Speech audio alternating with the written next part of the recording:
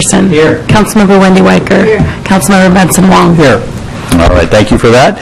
We will now recess into an executive session for a period of 60 minutes to discuss potential or pending litigation pursuant to RCW 42-30-110-1I. Council is not expected to take final action following the executive session.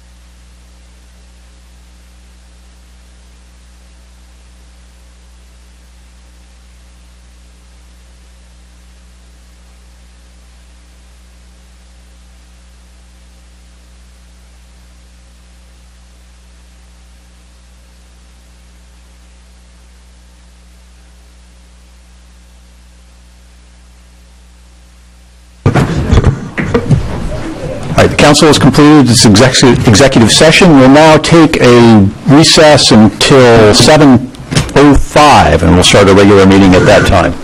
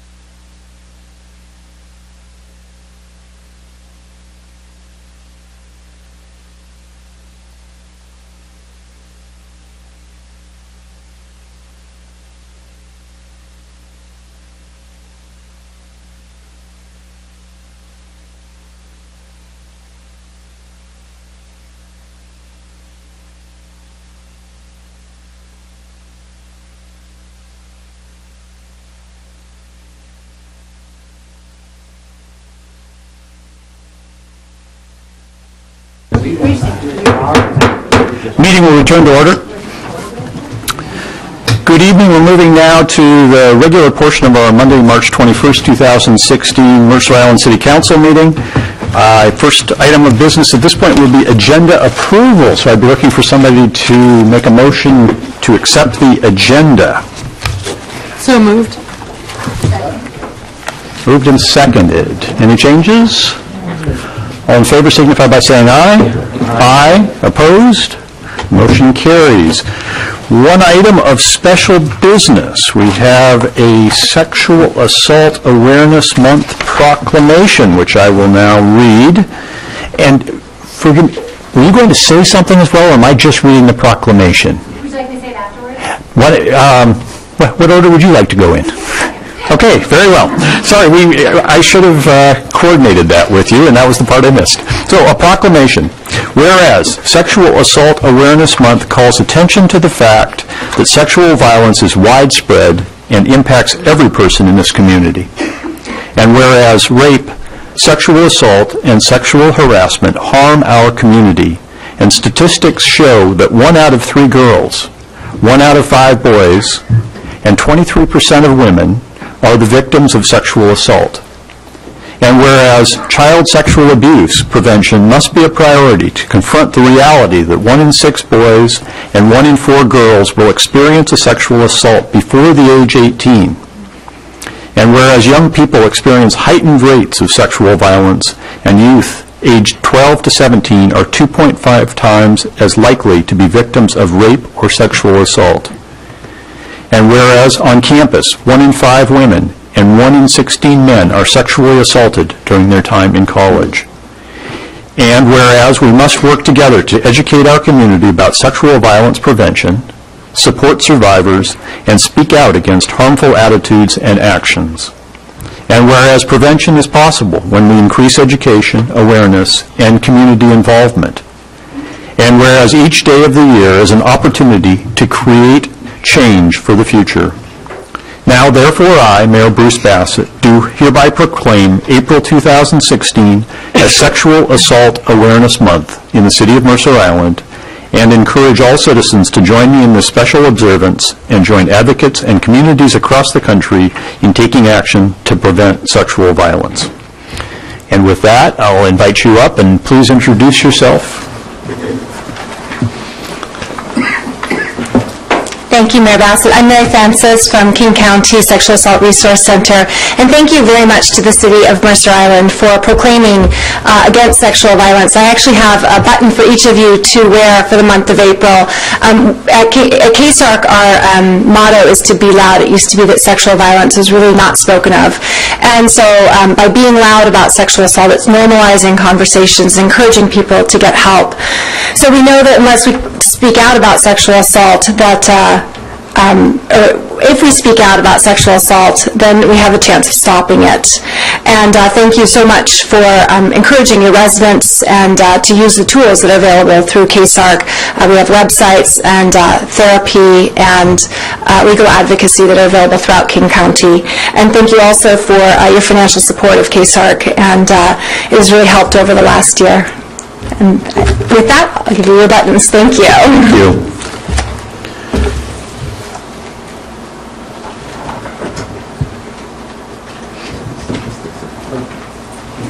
They are. And I'll give you that so you don't have to stick around and can have it to take with you.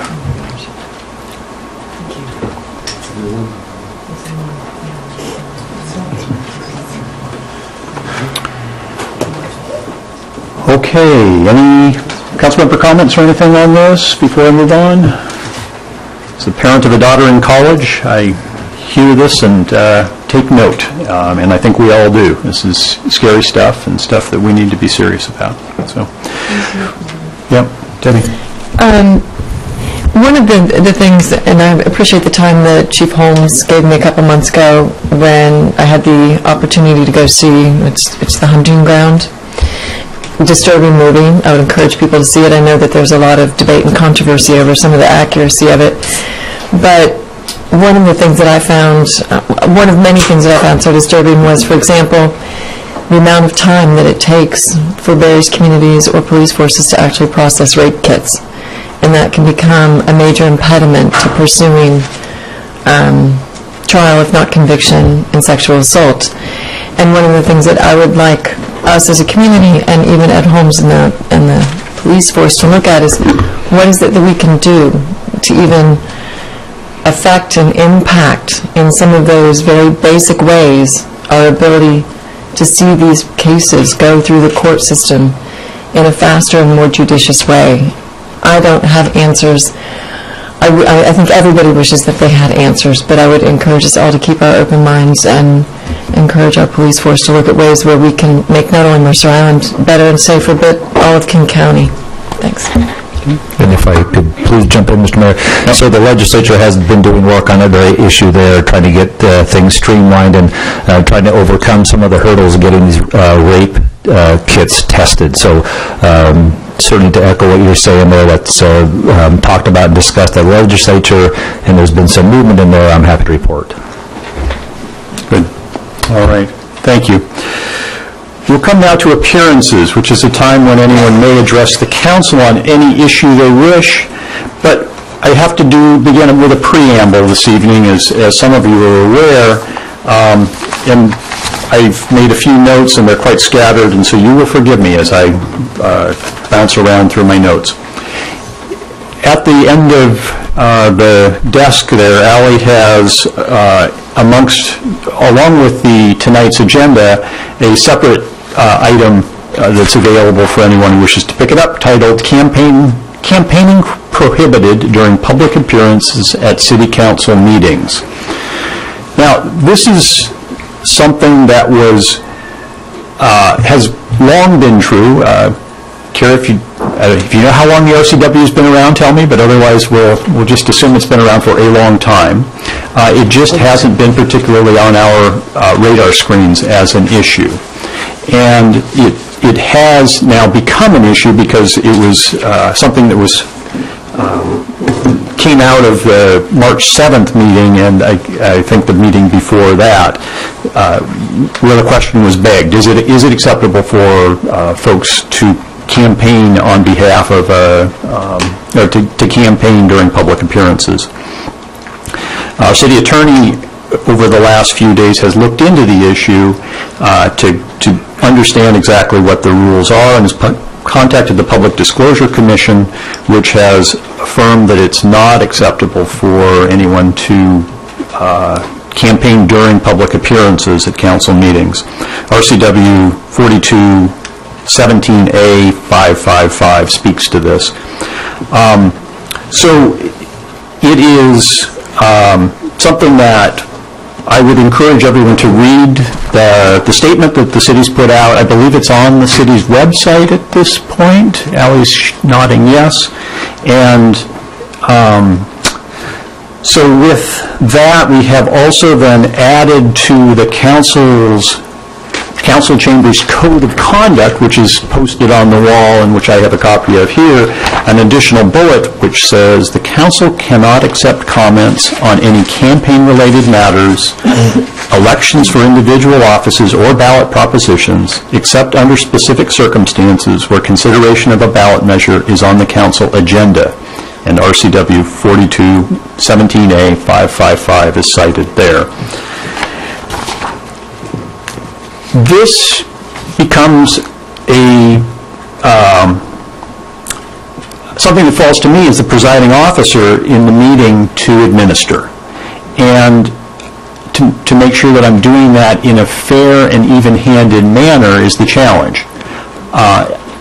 I'm not quite sure how I'm going to accomplish that, and my first comment here is I would welcome your help, public, in trying to stay within the rules of what is allowed and keep us from going where we can't go and forcing me into the role of being a controller of what people are saying.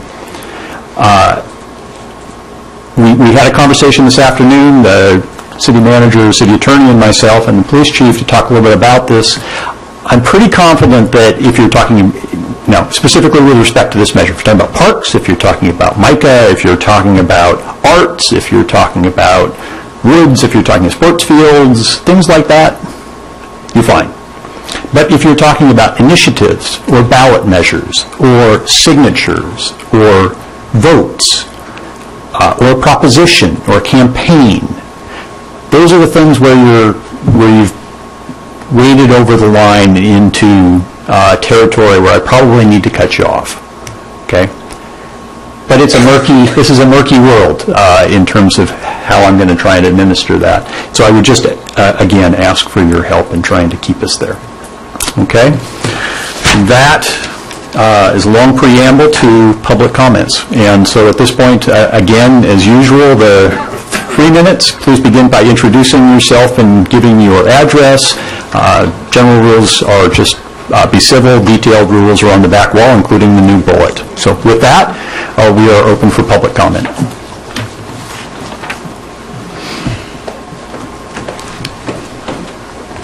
Welcome. Thank you. Tracy Grambois, 8440 Southeast 82nd Street. Council members, thank you for your time and talent that you commit to our island. Councilmember Sanderson, the last open public space committee meeting, trust, said he wasn't feeling the love. So thank you. We know that you are all faced with difficult decisions and often competing interests. A big thank you also to our citizen volunteers who donate their time to the various committees and that keep our island operating. I would also like to give a big shout out to Rotary for an impeccable race yesterday. I know it takes a lot of planning and a lot of volunteers, so thank you to Rotary. And what a great morning to showcase our beautiful island. To the area runners and also to all of the supporters. The half marathon course highlighted our wonderful trees and open spaces and parks. I hope we can continue to be good stewards of our parks and open spaces to preserve these assets for future generations. A huge thank you to all the volunteers that cheered on the runners and walkers. It makes a huge difference, especially when you can feel one of your toenails falling off. One of the beauties of living in a small town is the interaction of neighbors. It is such a treat to see council members and elected officials living like the rest of us. So I saw Councilmember Wong directing traffic on Saturday for the race pickup packets. I saw Representative Cleburne cheering on runners along East Mercer Way. Saw Senator Rizzo mingling among the volunteers. Former Councilmember Sarah was on West Mercer encouraging the runners.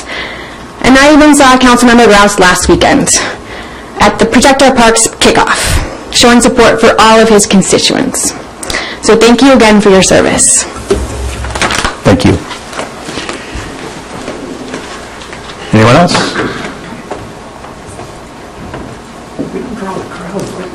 Welcome. Hello. Oh, that wasn't good. Michelle Goldberg, 2212 78th Avenue, Southeast. In a few weeks, you are going to be taking over the town center visioning process, the final step from the Joint Commission. And I just want to go over briefly, although you know how we got here, I just want to remind everyone, it all started with displeasure with the town center. I think people felt that either the town center wasn't vibrant enough, however that is defined, and I always think of Dick Winslow talking about vibrancy when I say that word, or people realized that the 5-story and 6-story buildings that were up in the town center north of 27th didn't really deliver what was promised in our either comp plan or in the development code. So what the builders were giving us as trade-offs for extra height to go above the 2-story maximum, we were not getting the benefits. The public was not getting the benefit of those incentives. The public plazas weren't there. The parking probably not there. Anyway, so now the Joint Commission has been looking at the town center codes, and they've come up with 2 plans. Alternative A is essentially kind of like what we have right now, pretty much the status quo. And Alternative C is the new plan, which has lower profile buildings south of 27th. They're capping the buildings, I think, at 2 or 3 stories.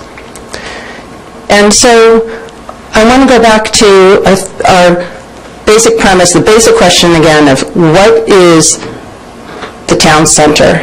What do Islanders want for their town center?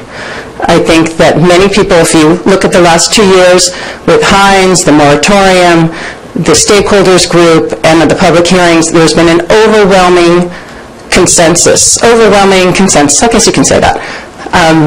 I don't know if that doesn't make sense, but there's an overwhelming majority of Islanders who want a small town feel, and they want lower profile buildings, 2- and 3-story buildings. And I think that's what we want. The economic consultant who's been talking to the Joint Commission has said that even if you go up to 5 stories, you're going to not be able to get the plazas that you want, you're not going to be able to get the parking that you want, you're not going to even get the affordable housing that you want, because it won't pencil out for the developers. So I hope when you take this over, though, you don't think about what pencils out for the developers, but you think about the promises during the last campaign. And I hate to look backwards, I want to look forward. But your responsibility and your obligation, I think, is to Islanders and trying to represent what Islanders want. And so that would mean working your hardest to have low-profile buildings that we can all embrace. Because even if you add that extra height, you're not going to get the vibrancy, and the economic consultant has said that. So thank you again. Thank you. Welcome. Gary Robinson, 6026 East Mercer Way. You know, reflecting on what Michelle has said, I would like for you all to reflect on what one of your city council members said last October. He said the following: the city council did propose to put a community parking lot there, meaning Kite Hill. The public told us it was a bad idea, and we dropped it. I hate to say this, but council members are only human, and sometimes come up with bad ideas. The mark of a poor council member is when they double down on their bad ideas. Rather than admit it was a bad idea, we took it to the public, they set us straight, and we moved on. The other mark of a bad council member, however, is one who refuses to float new ideas at the risk of being told it was a bad one. These types of council members end up never coming up with any ideas, as they are always afraid to stick their necks out. You know, I just invite you, in terms of all the travail that I feel that we're going through on the island, perhaps it's only me that feels that you all don't, but I'd like for you to reflect on those words, particularly as you enter into this period of time thinking about the town vision. Thank you. Thank you.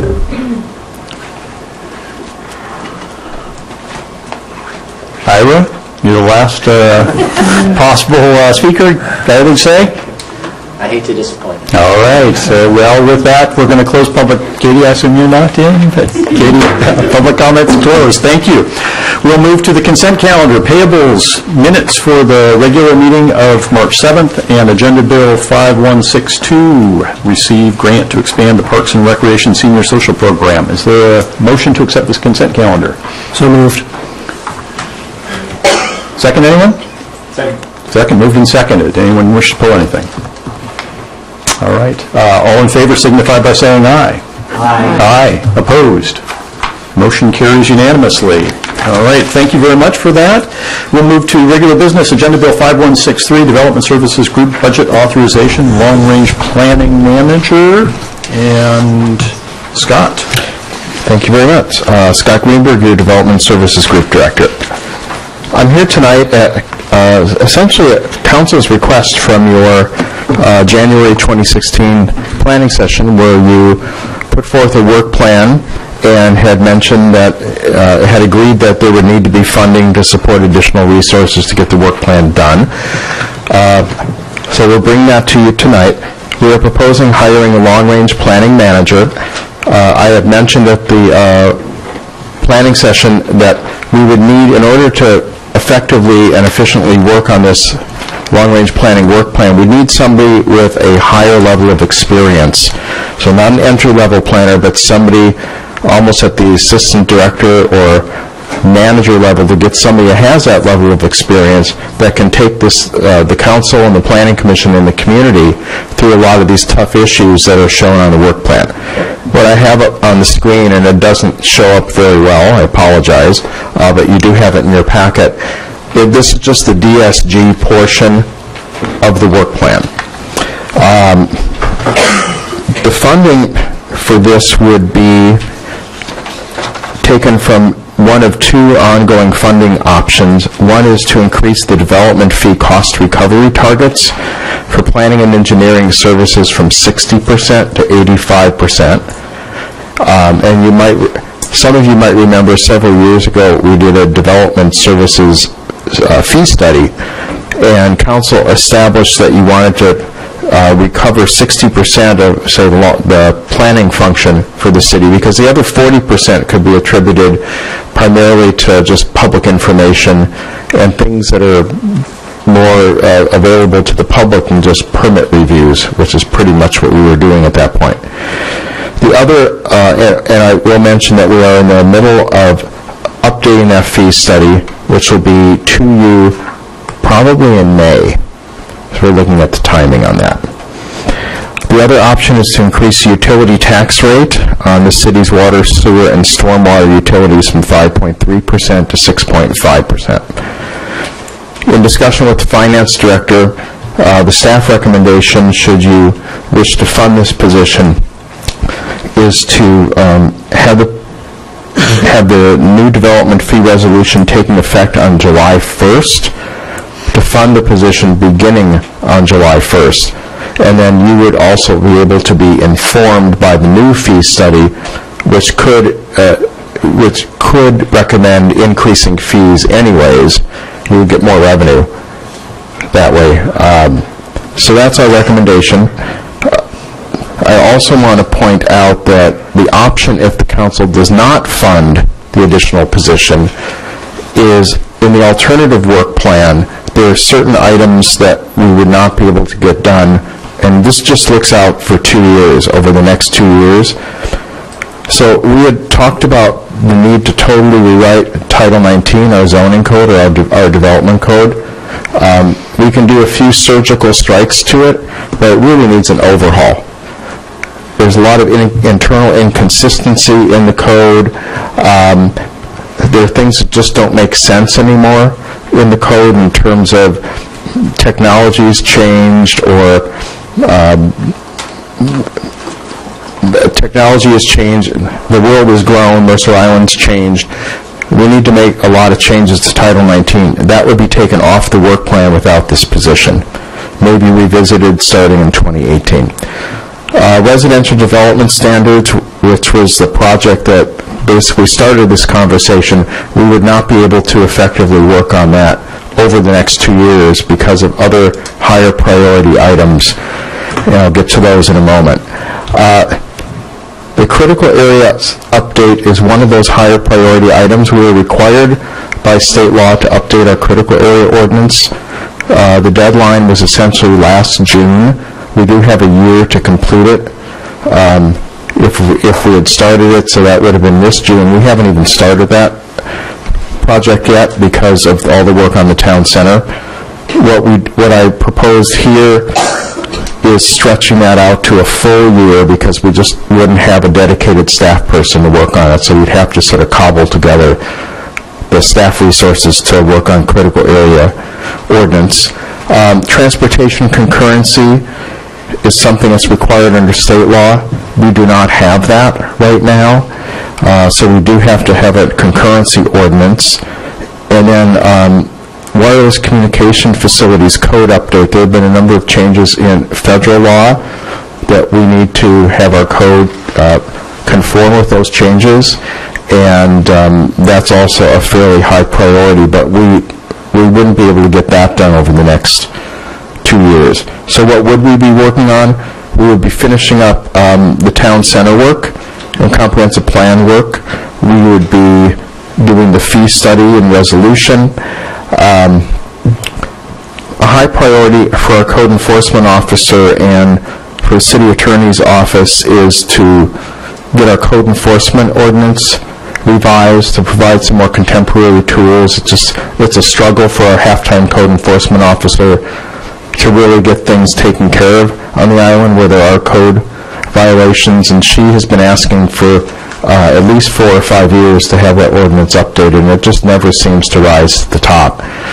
We believe that it is important to have that rewritten. By the end of this calendar year, we have to update various portions of Title 19 and other titles in municipal and the city code to comply with the new rules for NPDES, the storm drainage program. And then the other thing that we have to do that's being required by our insurance carrier, WCIA, is we actually have to create and adopt a comprehensive plan amendment process in Title 19. Our comprehensive plan has about 3 paragraphs of how we should be adopting and updating our comprehensive plan, and it needs to be more robust and it has to be in the code. So those are the basic things that we will be working on. In 2016, we have growth targets coming in 2017, which will take up some amount of time. I don't exactly know whether they're going to actually happen in that time frame, but that's what we've been told. So if we do not get that position, then the work plan necessarily has to shrink back, and that is how we see that with the existing resources we have, we would be able to do this level of work. The only thing that we would have to come back to council for would be some basically scientific consulting assistance on the critical area update, but we were proposing to start that next year, early next year, and we would just wind that into your budget discussion at the end of the year to get funding for that. So with that, I'm happy to answer any questions. All right, council member questions? Okay, I'll start. Just, Scott, the difference between June and July, when do you anticipate starting the recruiting process? Would it change by a month if you said July versus June, or? I'm just in fairness, because I think when Steve and I talked about this, he was thinking this was a multi-month recruiting process to get this thing going anyway. Yeah, I would think so. We would start it, so if you gave approval to the position tonight, I would start working with HR on it probably in the next week or so, and just kind of get that process moving, at least get the job description fully written, get an ad out, and then we just wait for the applications to come in. Probably have them reviewed sometime in April. By the time we make a decision, make an offer, and someone at this level may have to give or want to give more than 2 weeks' notice. So, there's some training involved. So the person might actually start a little bit before July 1st if there's some training involved, but we would not delay the hiring process if we started a month later. Okay. Benson and Wendy. Scott, my recollection may be wrong, but I thought that there were some legal reasons for capping it at 60% as far as the development fees. And so if there is any kind of reason for capping it at 60% and now going potentially up to 85%, does that pose a risk, or is there a possible challenge by developers, for instance? Would the city attorney like to answer this question, or? Well, I think that 60% was a target that was based on comparable jurisdictions, because that's a percentage that I think a lot of other cities strive to stay at. We can go higher. Going higher could invite more risk. However, we feel that the fees will be used towards planning-related activities, and so therefore would be defensible. Did you have anything to add? Just quickly, so it's not a legal limit. It represented an approximate, very rough average of what other communities, they're all over the board. Redmond seeks 100% cost recovery on planning, engineering, and building services, but they're an outlier. okay? Most other cities are right around that 60%, some a little less, some a little bit more. So 85% does pushes the envelope, but it is defensible, but you want to tie it to a more updated cost of service study, in my opinion, which is why we're doing it. Let's go ahead. So I just wanted to talk about the option of maybe hiring a consultant or having some vendor assist us for a shorter period of time and a more defined scope of work. Could you talk about that a little bit? Sure. Anytime you hire a consultant, that consultant's work has to be managed. You're going to have staff being in the front at public meetings and answering calls and inquiries from residents, answering emails. So the consultant can do some of the technical work, but it's pretty inefficient to have a consultant basically become the staff person. Consultants also charge more than you would pay for a staff person to do the work. I think also what I argued back in January and would continue to propose is that this is really a long-term view that we're taking of long-range planning. Make sure I get the terms right. The department DSG was built to process permits. DSG was never built to do this level of long-range planning. If the council were to say, you know what, let's just do the things that are required by state law or by WCIA, and then let's put everything off to the side, then we might be able to get by with lesser of a resource, or we could have a consultant help and then have some staff resource out there. Depending on what those items were, however, if they were quite controversial and we ended up in another town center kind of situation where we were having a lot of meetings and having to go out in the community and get feedback and get input, a consultant would not be effective doing that part of the work. Debbie? And then Jeff? Well, I want to go back to the fees upon which this is being based, because when we went through the process 2 years ago, the period of time since there'd been an assessment, as I recall, had been fairly substantial. Right. Maybe at least 4 years. Something It might have been 5, yeah. Right. And so it was reasonable to anticipate, in some senses, that the fees would go up, and hence the threshold for whether it's 60, 70, 80, 85% would also go up. We're planning to embark on another fee assessment or review, based on what you've said. Do we have solid ground on which we would actually anticipate the DSG fees going up commensurate with whatever the costs we are incurring to perform those same duties? In other words, if we find ourselves on July 1st, based on last year's rates at 85%, is it conceivable to say that it is 85 minus 5, 10% in July? And then what would be those conditions that would make you think so?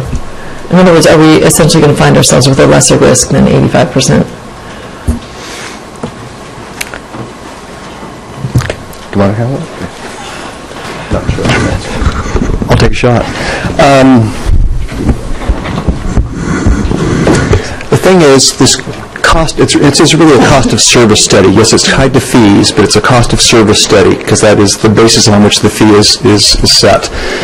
So much has changed from when we last did this study in 2013, and that was based on a look at staff time spent in 2012, as I recall. And so now, last year was an absolute high in terms of development activity level and revenues for DSG. All the town center stuff, which is not recoverable through fees, for example, the increase in staffing beginning in 2014, and so quite a bit's changed. What I would expect, if I'm understanding your question correctly, is I would expect us to be able to increase our cost recovery level. Whether it's 85%, that was based on, I picked that number based on the 2013 analysis. Okay, it's possible it might end up being a little bit less than 85%, but it would still net us that amount of money needed to fund this position. But that's my best guess at this point. Right. I think that what I'm getting at is 85% is an area where a couple of years ago we felt that there was reasonable risk based on the conversation we had. So anticipating that the fee basis changes, would you anticipate then that the same amount of money would put us at 80% cost recovery, 75%, 70%? Do you have any ballpark are you much more comfortable waiting and seeing what the research comes back with? I really don't know. And let me clarify this. When we talk about 85% or even 60% cost recovery, there's a certain chunk of time spent by development services that is excluded. It's non-recoverable. So when I talk about 60 or 85%, I'm talking about of those portion of costs which are deemed recoverable. They fall in that recoverable bucket. And so we can go after 100%. We really can. But there's some legal risk with doing that, okay? And you need to have a really good study, like we're in the process of doing, to hang your hat on. So while it makes me a little uncomfortable to go do 5%, the bottom line is, because I know our timekeeping was much better the last 2 years, and that's what the cost of service study is really tied to, is how they track all their time, I would be comfortable going to 85%, if that's what we had to do. Jeff?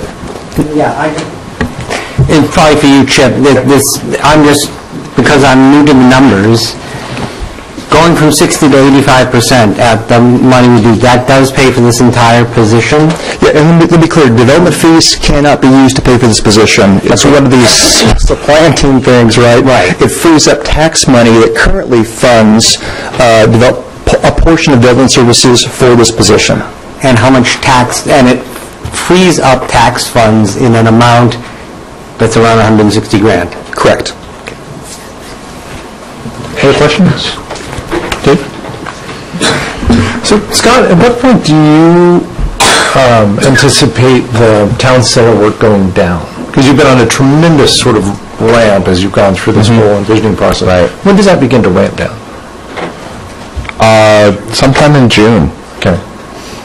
But after you're done with it, probably in June, then once the moratorium expires or is lifted, we're anticipating at least maybe one project coming in that we know is they've at least commented to the hotel that they're ready to submit. So we expect we would see that. I don't know if there are any others. We haven't had too many people inquiring about the town center lately. Yep. When the moratorium first went into place, there were a few parcels where people were asking questions, but I have no idea whether they're ready. All right. Yeah. Thank you. Wendy? One more. So we have 4 planners on staff right now. Could you just give me a brief summary of how much of that work is short-term permit processing versus long-range planning already?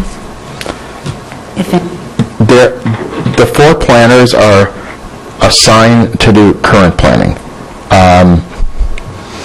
Shanna, who's our principal planner, has been helping on the town center work, and I'd say probably 1 day a week worth of her time, plus the meetings. She does attend a lot of the Joint Commission meetings, so plus the meetings too. But the other 3 planners, Travis attends the meetings and does a little bit less help, a little bit less work than Shanna, and the other 2 planners are totally on current planning and providing public information at our permit counter, which is, they spend a lot of time up at the permit counter answering questions and helping people. So the idea was to use their time for that work plan, right? I mean, For town center? Or for the work plan that we have there, we had these 4 planners on staff, and because of town center, we're kind of backlogged. Is that the status? Right. If the position is not approved, we would go ahead with the alternative work plan using existing staff. And one of the ramifications might very well be, like if we're doing the critical area ordinance with some consultant help on the technical aspect of it, we might find that I have to pull one of those planners off of current planning or off of some of the current planning projects, which then what that does is it places a lot of pressure on them, because under our code we have 120 days from receipt of complete application to get that work done. We can't say, well, you know what, we're just going to make 200 days our new target. It doesn't work that way. So we would just have to do, like we've been doing the best we can with the resources we have available. And some of the projects you see here on the screen might not be as robust or as thorough as we might want them to be, because we're simply trying to get the work done, because we have the long-range planning work to get done in, but we still have the current planning work, which also doesn't seem like it's slowing down. Dan? Just one more question on the timing. the way the agenda bill is written, it sounds like you have an option of either coming back to us and increasing the fees as of June 1st or coming back to us and increasing the fees as of July 1st. Is that, from your standpoint, is there a difference in terms of what you have to do in order to meet the June 1st versus July 1st? What are we, if we tell you June 1st, what are we doing to you?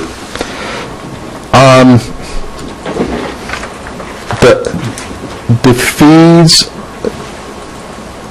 I'm hesitating because it's right on the edge of having that new fee schedule. So if the new fee schedule is available, and I'll look at Ally as city attorney, a resolution can take effect immediately, correct? It can take effect upon passage or adoption by the council. Okay. Yeah, so on ordinance, it's a resolution, so it's different.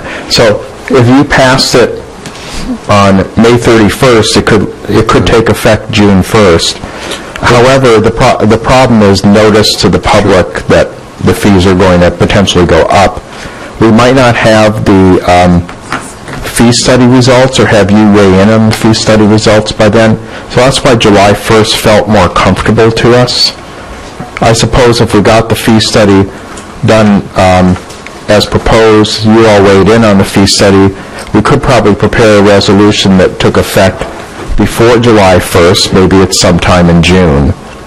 Right, it's just all timing. The only reason I'm asking is because the resolution that's in here says on July 1st, and if we just leave it, say, between June 1st and July 1st, and then you come back to us when you feel you have it ready, and that way it is what it is. Okay. That works. Debbie? So just a point of clarification then, because it's currently scheduled for May 2nd and May 16th in the planning schedule, is that just sort of a best estimate at this point? Has the work started? The work has started. We believe that we can get it to May 2nd and May 16th. The only problem is, those are your first two meetings looking at all the town center and comprehensive plan work also. So if you're willing to have a full meeting, we can bring it to you on those nights. I think we should probably touch on that at the end when we go over the planning schedule. Jeff? Yeah, I know you spoke to this. I'd like you to speak a little more in terms of the level of this person that you're looking for. You're level 1 and on down. Is it my understanding that you're looking at this person as a level 2 kind of person, a person that someday will be ahead of DSG somewhere, possibly that kind of level person, that kind of career trajectory person? Potentially. As we're structuring it, this person would not have supervisory experience or supervisory responsibility. The sole job of this person is to do long-range planning for the city. But this person would be at the same level as the other, what we call our team leaders, who do have supervisory responsibility. Okay. Ready for a motion? I would move to prepare a new development fee resolution that would take effect between June 1st, 2016 and July 1st, 2016, based on increasing the cost recovery targets for planning and engineering services from 60% to 85%. Moved and seconded. Discussion. Dan, you want to speak to it first, or? Well, it's just based upon what we've heard, that DSG has got a full plate and on some very critical projects that we need to deal with. As Scott said, residential density residential development may have been one of the triggers for this thing, but listening to Scott talk about all the things we've got in front of us, it is just apparently one piece in a much more complicated set of work that has to be done, and bringing in a person of this caliber will facilitate that being done probably in the most cost-efficient way possible, and will also provide Scott with some relief from what has really been an amazing amount of work that's been put on him as in charge of DSG, where not only overseeing the permitting part, but having to oversee various planning processes over these past 12 months. So I think that the demand and the need speaks for itself, and the reality is that we probably are one of the few cities of our size that does not have this type of position. I mean, you look at the websites for other cities, you look at their planning department, they have whole long-range planning departments, and we have nothing except for Scott, and that's, so he's a one-person show when it comes to long-range planning. So this is something that's overdue, and I appreciate all the work that staff has done to develop the alternatives for funding this and thinking it through, and look forward to finding a very good person that will really help Scott out and help planning move forward. Okay, others? Jeff? And then Debbie. Yeah, I would say that, I mean, this feels right to me.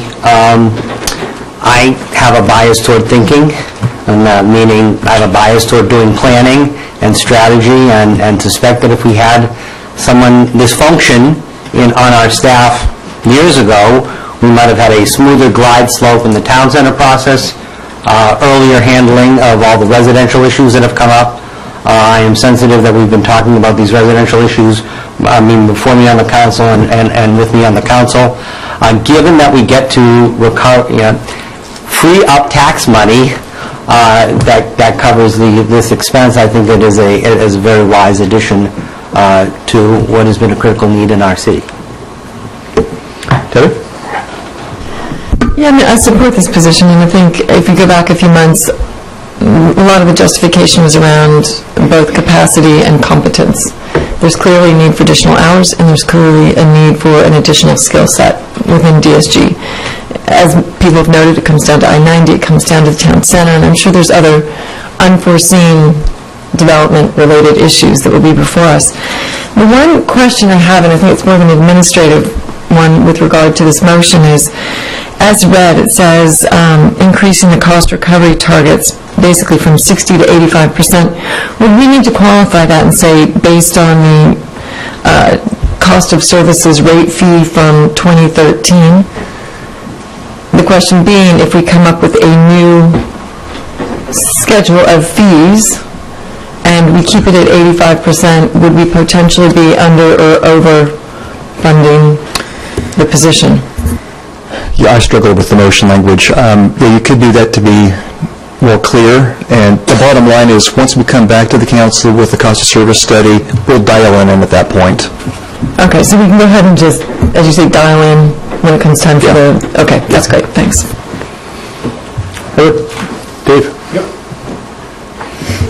So, the way that this started, and I like the way that you phrased it, Dan, is that it was triggered by the short plat discussion at the planning session. And to me, that is that the citizens have identified a high priority situation that they need to address. And I absolutely think we need to figure out a way to address it immediately. If this passes and we fund that position, I would like to see that be a #1 priority for them. I think some of us have made commitments around that, and I think most of us are sort of hyperventilating about that issue. But what it's not is, to me, a short plat issue is not a $160,000 a year forever and ever way to solve the problem. And so that's why I take issue with it. I realize that there's a greater body of work that's sort of been included once we peeled back the paper a little bit.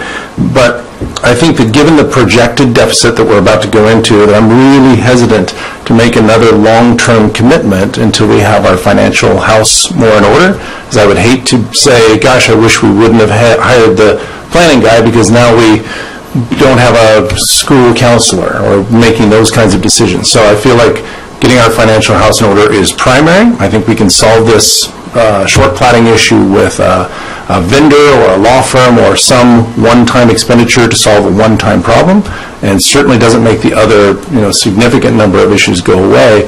But there's a lot of dollars, and we don't have all of our dollars ready to go as we come into the next year and a half.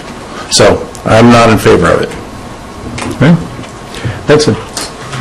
I think we've for the past several months, or certainly since the time I've been on the council, like this past couple of years, I mean, long-range planning issues, the residential development issues have percolated, and they are very, it requires a substantial amount of time, very high-level skilled individuals.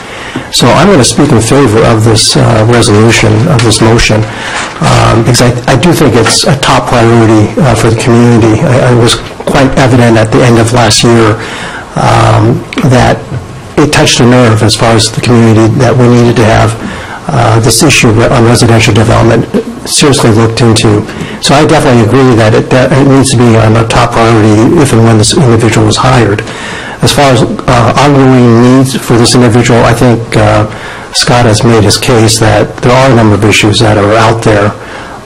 And, you know, it seems to me we do need a higher level of skills to move us forward. I think Mercer Island is faced with, you know, it's at a crossroad on a number of issues, town center being obviously one of them, but there's a lot of issues regarding growth management and what have you. So I think we definitely need a person with higher skills than perhaps that we have right now. So, you know, on the council we have to make decisions, have to balance the, and then all these decisions, of course, have financial impact, and so it is a matter of balancing and trying to figure out which one takes priority as far as cost goes, and that's, I think this is one of them, and so I'm definitely going to be in favor of it. Anyone else? Wendy? So I'm going to be in the minority again and say I'm not in favor right now. I agree it's a need. I agree we have some big issues that we have to address, starting with the town center and moving into the single-family residential coding. What I'm concerned about is all the other staffing needs in the city and how we compare this position to those. In my orientation in December, I think every single department head spoke to me about what needs they had in their departments. And I'd like to see a little bit more analysis around who needs what, how much that costs, and what the long-term benefits and costs are of those positions. So while I'm opposed to this idea now, I'm not opposed to it altogether. So as part of our long-term budgeting discussion that's coming later tonight and into next year, I think this will probably pass tonight, but if we can talk about this and the other needs and balance that going forward, that's where I would like to have this discussion about adding a $160,000 fully loaded position. I think that's a huge chunk of change for a position that is going to be here at the same time that we're talking about maybe service cuts and layoffs if we can't figure out these budget headwinds. So that's where I'm standing tonight. Okay. Anyone else? Dave? So since you guys are going with wild abandon, is there a way we could amend it to say, and it sounds like we may be like-minded on this, is there a way we could amend it to put the short platting issue as the number one priority that this position takes on? Is that possible? You may offer any amendment you heard. Dan, help me wordsmith that one into goodness.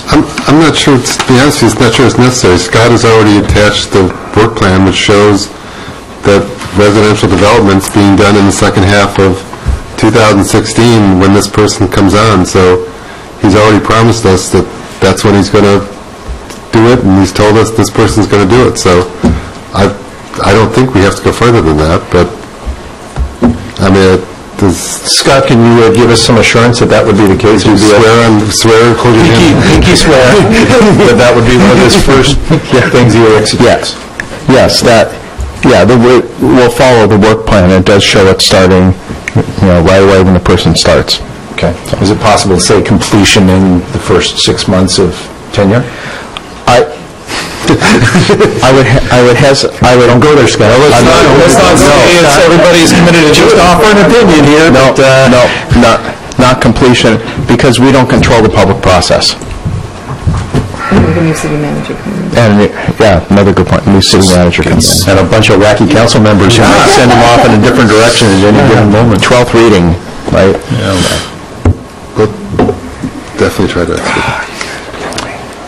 Seeing no further hands waving and further no form of comments, I'm going to go to a vote on this. So the motion is to prepare a new development fee resolution that would take effect between June 1st and July 1st, 2016, based on increasing the cost recovery targets for planning and engineering services from 60% to 85%. All in favor signify by saying aye. Aye. Opposed? No. Okay, motion carries on a 5-2 vote. We have another motion. Chip, before I make this, the $85,000 assumes a July 1st start. If we do the June 1st, if you're able to start the fee increase as of June 1st, then are we hamstringing you by putting in the $85,000 number here?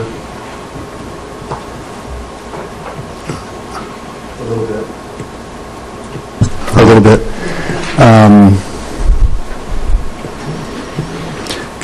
Can we say appropriate between $85,000 and $100,000 to the general fund? That would cover you depending upon when you end up coming back to us? Yeah.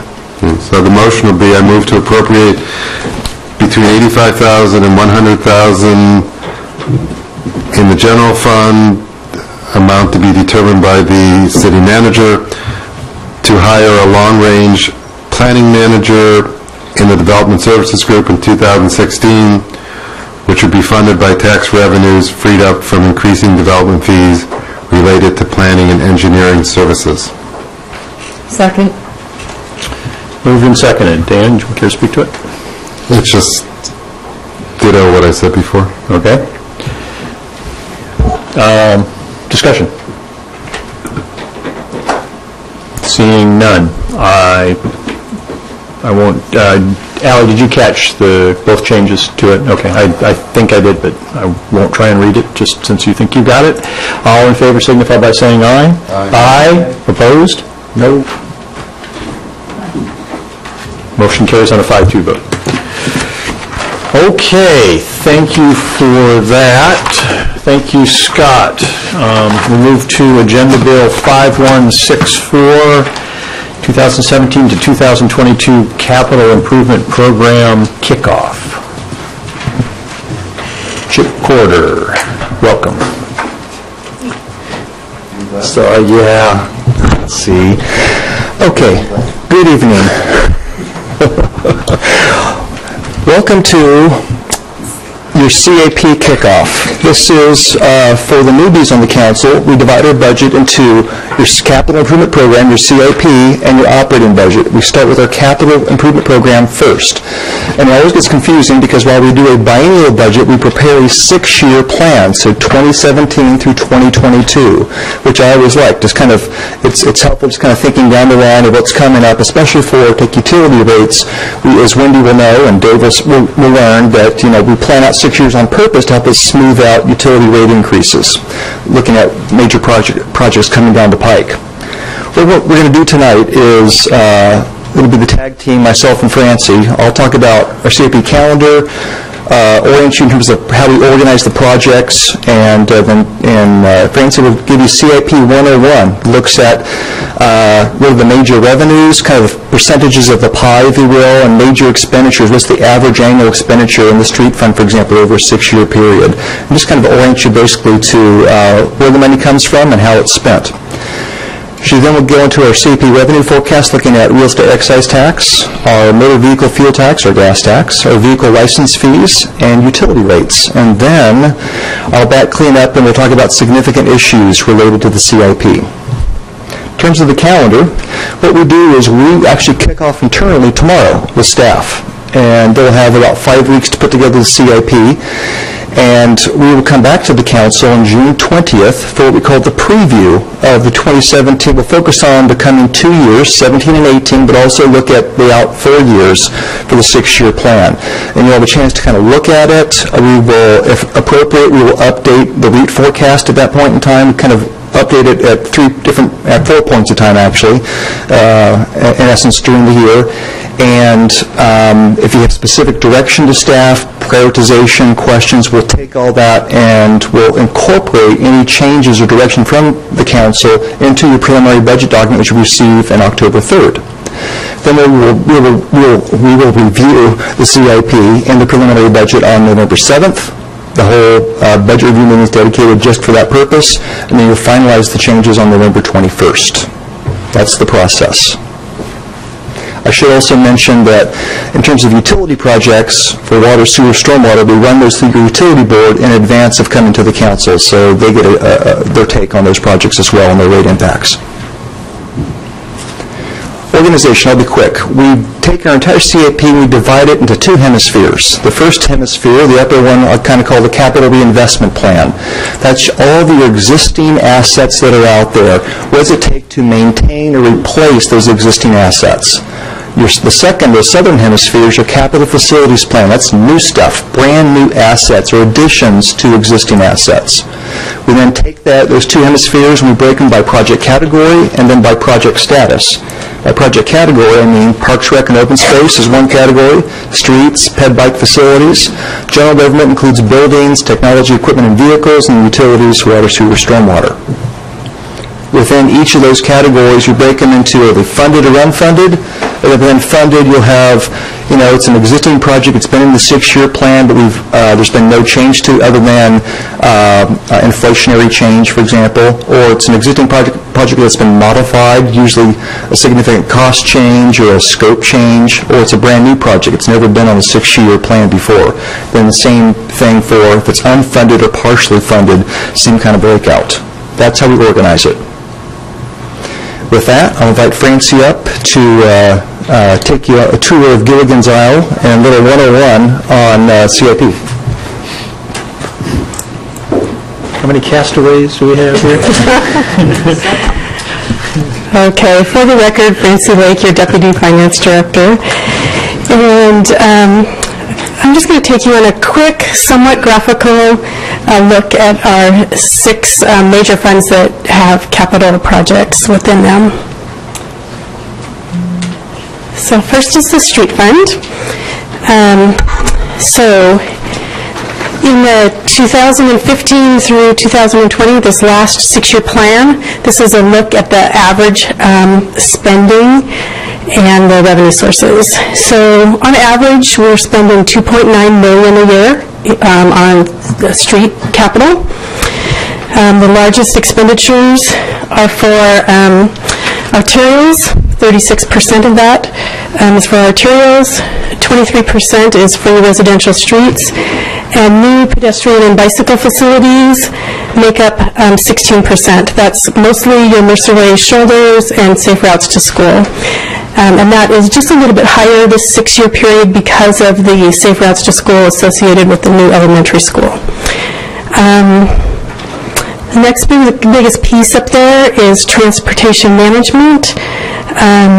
That includes overhead costs for our street engineer, as well as the new transportation planner / engineer position that you started funding in 2015. Benson, go ahead. Is there a chance we can get copies of this? Yes. Is it online already, or is it? I can provide it to you. Okay. Yeah, I can email it. Thank you. Yeah, I think it was included. Okay. So then on the funding side, your biggest funding source for streets is your real estate excise tax. Half of your REIT goes to the street fund, and half right now goes to the CIP fund. So over half of the funding for streets comes from REIT. In addition, fuel taxes pay for mostly residential streets, a little bit of patching and pavement marking. That makes up 15%. And the new vehicle license fees adopted as part of the Mercer Island Transportation Benefit District generate about $350,000 a year. We haven't quite gone through our whole first year, but we know how many vehicles are registered on the island. So it's right around $350,000 and makes up 12% of the pie. And in addition, I just wanted to draw your attention to that we do use some fund balance. Capital expenditures go up and down. Different projects are different sizes. So in years when we can set funding aside, we do to save money for those years when we need more, and then we use fund balance.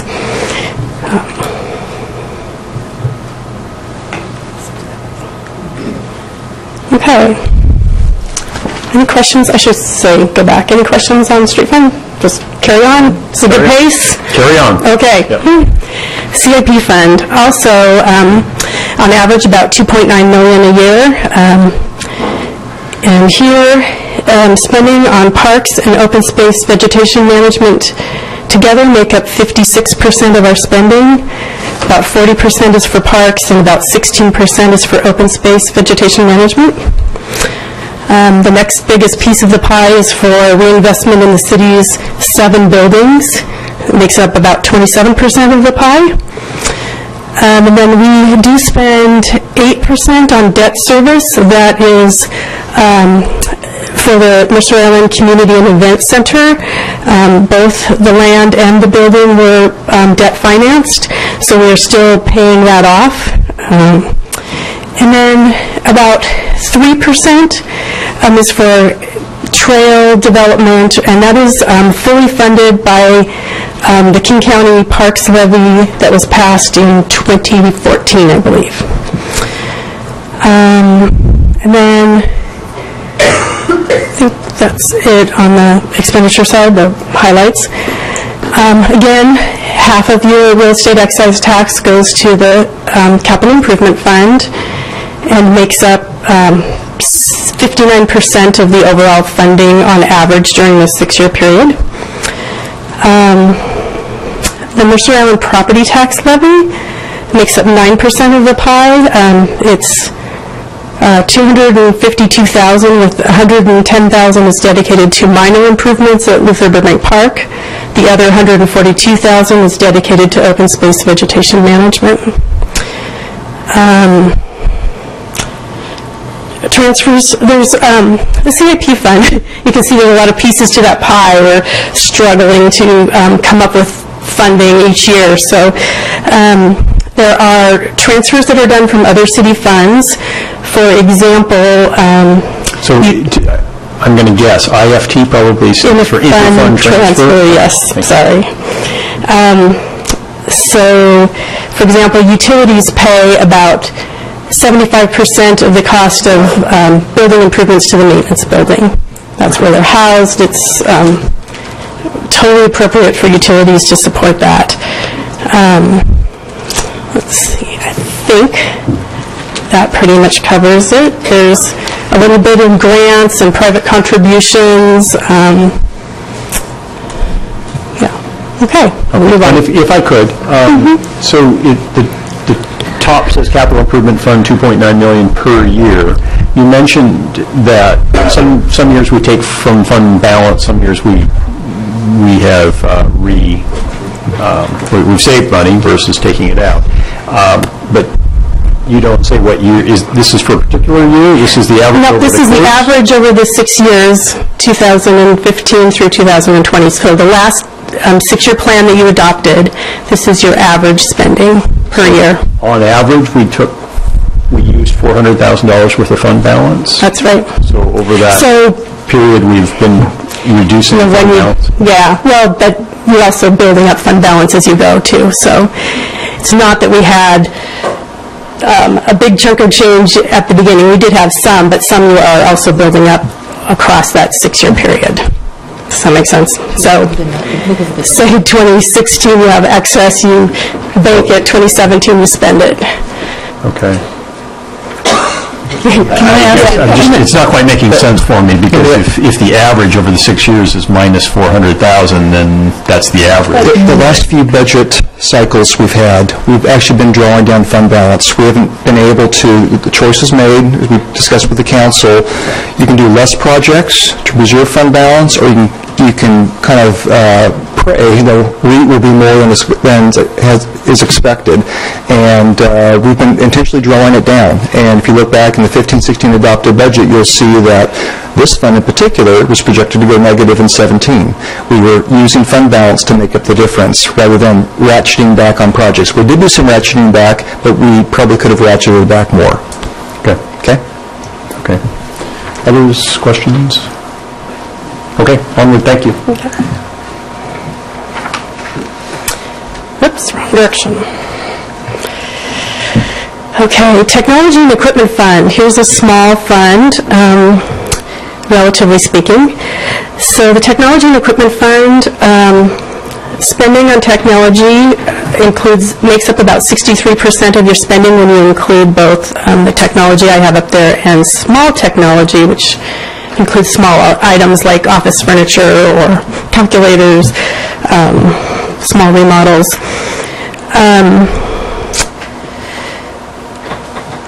There's next biggest piece is the reinvestment in technology and equipment for the Mercer Island Community and Event Center at 17%. And then the next two pieces of the pie are both related to fire, and that makes up about another 17%. One piece, the 8%, is for fire equipment, mostly related to hoses. Well, it's a variety of things, but hoses for the fire trucks is one example.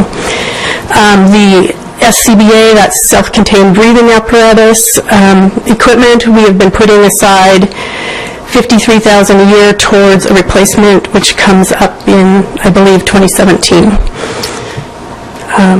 On the funding side, yeah. Quick question about that. So, are the pie charts per year expenditures as well, or is that, or their averages? They're the average annual spending. When I took the average of the period 2015 to 2020. Okay. So the average annual spending. Community center expenditure seems high to me. Is that? Well, it's a big building with a lot of equipment and quite a bit of technology.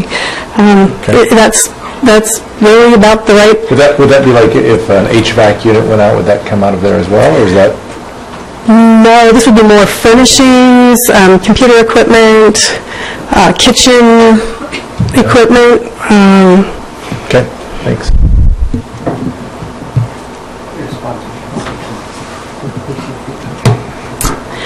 So the main funding source for the Technology and Equipment Fund, which by law, technology and equipment cannot be funded with REIT.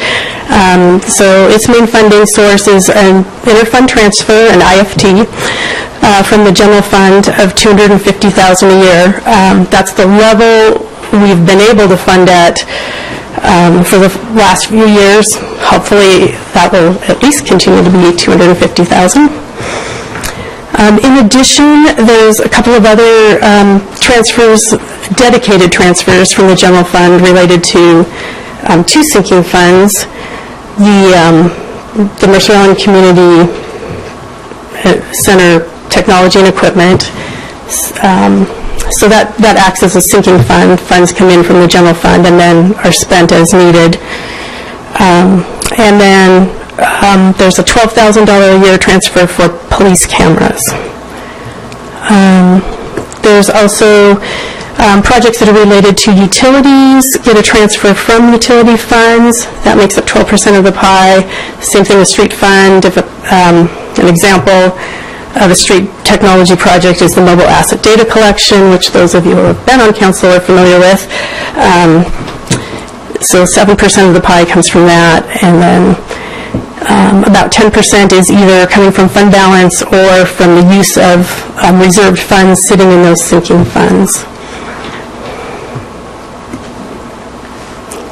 Questions there? I keep going in one direction. Water fund, pretty simple, but this is your highest level of investment, $3.4 million per year on average. The largest portions of spending are for substandard water main replacements at 53%, and just water system improvements, 39%. A small amount, 4%, goes to meter replacement, and a little bit of that also supports your water system plan updates that happen every 6 or 7 years. The transfers that you see down there towards the bottom to the CIP fund, 1%, those are your transfers that are supporting the maintenance, building, and technology projects. Project management, about 3%. And then kind of obvious, but most of the funding, 95%, is coming from your water rates, and about 5% is coming from connection charges, which new people connecting to the system pay, and interest.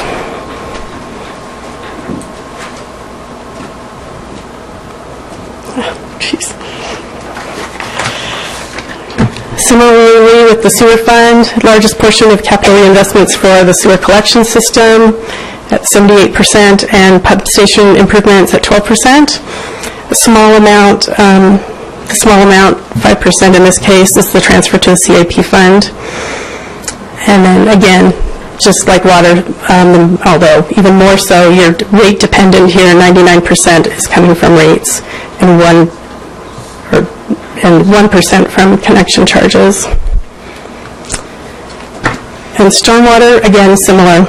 Largest portion of capital investments for storm basin improvements, 39%, and system pipe replacements make up about 12%, and new pipe installations and extensions about 32%.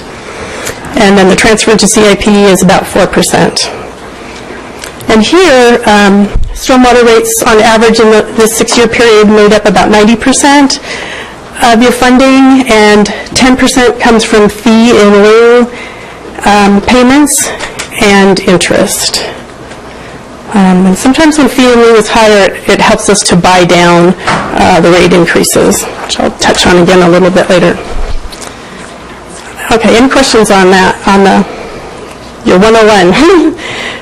Okay, going on.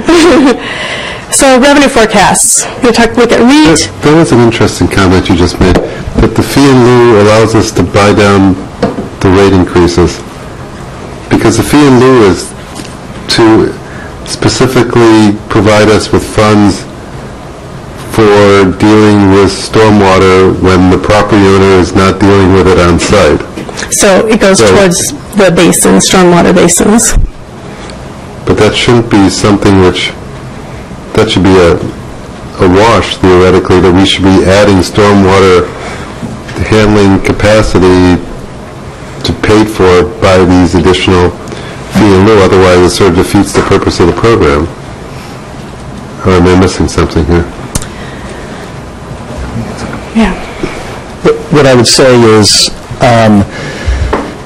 because of the fees in lieu, allows you to keep your rate a little bit lower, because that's part of the funding pie, in essence. And so I don't know that I would say it buys down the rate, though that's certainly the appearance of it. In effect, that's part of the funding source, and so your rates are correspondingly not quite as high. And I understand what you're saying, but what it translates into, I mean, right now, particularly when we're dealing with landslides and lots of concerns by homeowners as to slope stability in critical areas, and it just concerns me when I hear a comment which suggests that we might not be applying those monies towards 100% to additional stormwater projects, when that's exactly why we did a fee in lieu, is because we're relieving a property owner from having to do something on site. So I'm not debating with you. I'm just concerned. That comment concerns me, and maybe something that we need to think about as we go through budgeting as to what we're doing. Sure. Bottom line is, the engineers identify what are the needs that are out there, and so we take the combination of the fees in lieu along with the rates to fund those projects. We're not doing less projects because of the fee in lieu. It's just part of the funding package.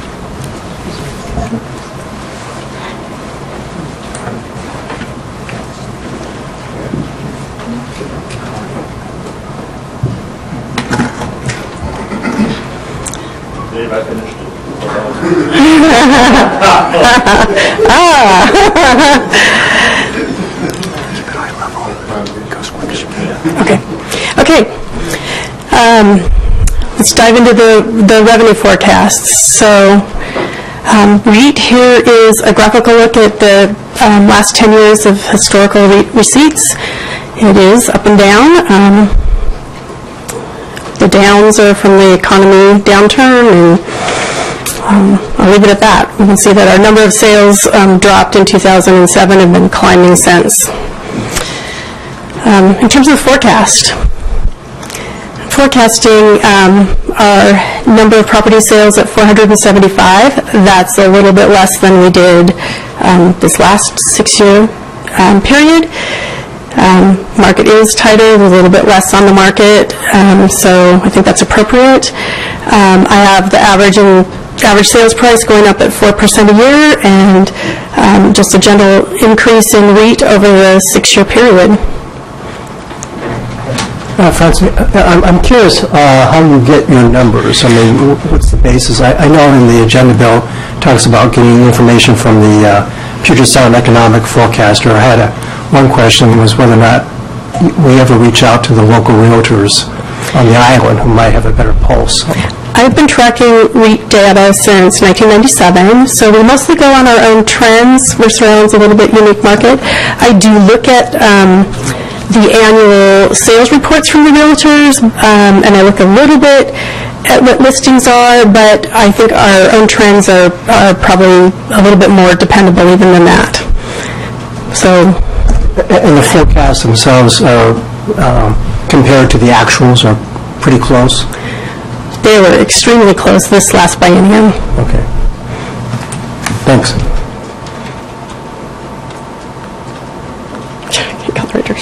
Okay, motor vehicle fuel tax receipts. Here, when you look at historically, the places where we go up are related to the state legislature increasing the fuel tax rate. And then on years when there's no increase, our portion of the pie, which is distributed based on, it's a state shared revenue distributed based on population, it tends to slowly decline. So here's the forecast, and it's going up a little bit through 2017 and then starts back into that slow decline. This is very predictable. In here I use MRSC's forecasting data. Vehicle registration fees. This is based on our current fee of $20 and our number of vehicles, 350,000 a year. Without a change in the fee, we're just forecasting that flat 350.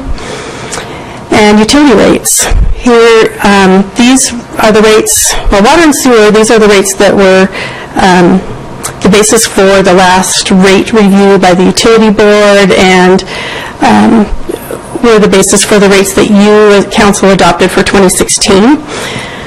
Stormwater, I've pushed the rate increase up a little bit, just looking at the capital spending for 2021 and 2022. So looking at 4% there. And I think that's it. I'll turn this back over to Chip, unless there's questions.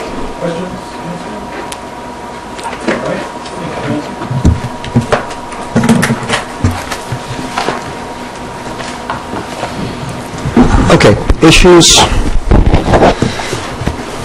You'll see attached in your agenda bill in Exhibit 1 is I summarized all of our COP-related budget policies from the budget document. Wasn't going to make you read through all those, kill you. And so we'll talk about that just ever so briefly. Capital Improvement Fund, which has some projected deficits coming in 17. That'll be an issue we'll talk about. Maintenance Center renovation and expansion, which we talked about in your January planning session.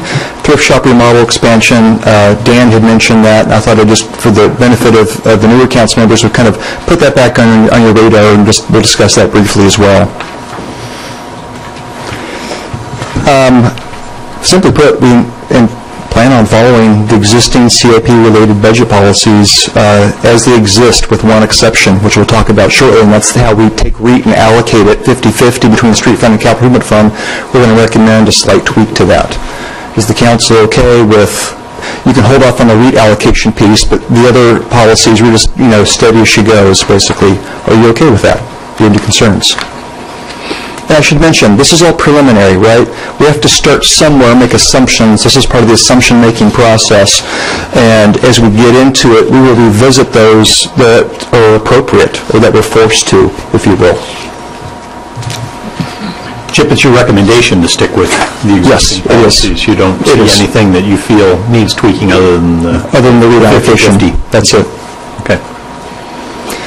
Okay, and let me just step back just for a second. As an example, probably the one policy that I probably don't remind you enough about is, like I mentioned before, we have our capital reinvestment projects, our existing assets, taking care of those, and our capital facilities projects. Now, if I'm in your shoes, that's the stuff I love to do, right? The new pedestrian bicycle facilities, that's the stuff that I enjoy as a parent and as a father. But we have a policy that take care of your existing assets first, that they first funding priorities, maintain your existing infrastructure first. Then, if you have that money left over, look at doing new stuff. And so we're always trying to kind of balance that, and that's always a challenge because you always want to do new stuff, and I get that. But that is an existing budget policy. Take care of your existing stuff first. Capital Improvement Fund. This accounts for all of your park, your open space, and your public building projects. Okay? Period. Per the currently adopted budget 15-16, we projected deficits beginning in 17 through 20. And we kept them under $500,000 we actually cut $830,000 worth of planned projects, most of them building-related projects, taking care of City Hall, for example, or cut or otherwise pushed them out to beyond 2020 in order to make that happen. It's not a surprise. We knew this was coming, and we put it on your radar when we adopted the budget back in December 2014 for this current biennium. What are the drivers of those projected deficits? Well, it's primarily two parks-related projects, two really good parks projects. One is the Groveland Beach repair and renovation, right? Got the docks out there. It is dang expensive to replace that sucker. And we put a lot of pressure on Jason to keep it skinny, and tweak it, and privately we were nervous that this wasn't realistic. It turns out it wasn't realistic. When we got the 30% design cost estimate, $1.5 million, okay, so $500,000 more than $990,000 that was budgeted for 15-16. So you will see on your April 4th council agenda, we're coming back to the council to talk about this particular project and talk about what are our options here. Because a like-for-like replacement, it's not in the cards. Absent some kind of new revenue source or a major commercial property sale, I really don't see how we afford that. And so we want to talk about it on April 4th, and it could be that clearly the project's on hold, and we'll discuss it as part of the CIP process. We wanted to give you an opportunity to kind of weigh in early on this one. I don't want to get into too much detail. This has been taken to the Parks and Rec Subcommittee, but we'll come to the full council here next month. Yes, sir. Yeah, I was just wondering about the Groveland Beach repair. Is there a safety issue? Let me invite Jason up because I'm just the finance guy. Yes. I mean, the concern is that if we keep on deferring this... Go to the beach bar. You know, Bruce warned me about this tonight. For the record, Jason Kennedy, the maintenance director, yes, there is a huge safety concern with Groveland. The piers were installed in 1960 with untreated pilings, and they're deteriorating. If you recall, back in the budget conversation, there's a picture with a screwdriver on one of the pilings showing how soft the wood is. So it's definitely a safety concern. And when we had the preliminary report done for the pilings, excuse me, they only had a 3-year lifespan, projected lifespan left, until we addressed them, and we're quickly nearing that end of that useful life. So there is definitely a safety concern involved. Can I get us to pause here for you? Carrie, I'm going to ask you, and I don't know if you're in a position to, I'm becoming uncomfortable with just the language we're using and wonder whether there's a end-of-life concern, but that might be quite different from a safety concern. Jason, if you want to tackle that one, feel free, but I would hate for the public, for us to be presenting to the public that people are going to get hurt in the very near term at that beach, which is what I think the takeaway implication is from what was just said. So let's see if we can be rigorous about what we're saying here. I think Jason should clarify his remarks because obviously if we felt it was unsafe, we would close it. So if you could clarify your remarks, please, Jason. Correct. That's exactly what's in front of the parks team right now. Is they're evaluating at this point in time. They have not reached that conclusion, but that is a conversation to be had in the near future if something is not addressed with those beaches, with that beach in particular. They would close the beach down for safety reasons. They would close that facility down at that beach. Correct. Okay. That facility is open right now, and we believe right now that is... It is safe for the current public to use, use. correct. It is safe for the current use, however, we're nearing the decision point to be made. Okay. Debbie? I think, as we progress through these conversations and we look at the capital improvement fund and the expenditure, I am going to ask to this very point that we consider some of the issues around safety. And I'm sure we'll get there in the following months, because when I look at the primary drivers of projected deficits as being Groveland and being the ball field lights replacement, and yet I look on page 8 and I look at some of the projects that have been deferred, I see two in particular that jump out at me. City Hall carpet and council chambers remodel, I would say not a function of public safety or even our safety. What do you think, Jeff? Looking good. Looking good, okay. I don't know, it's hurting my eyes.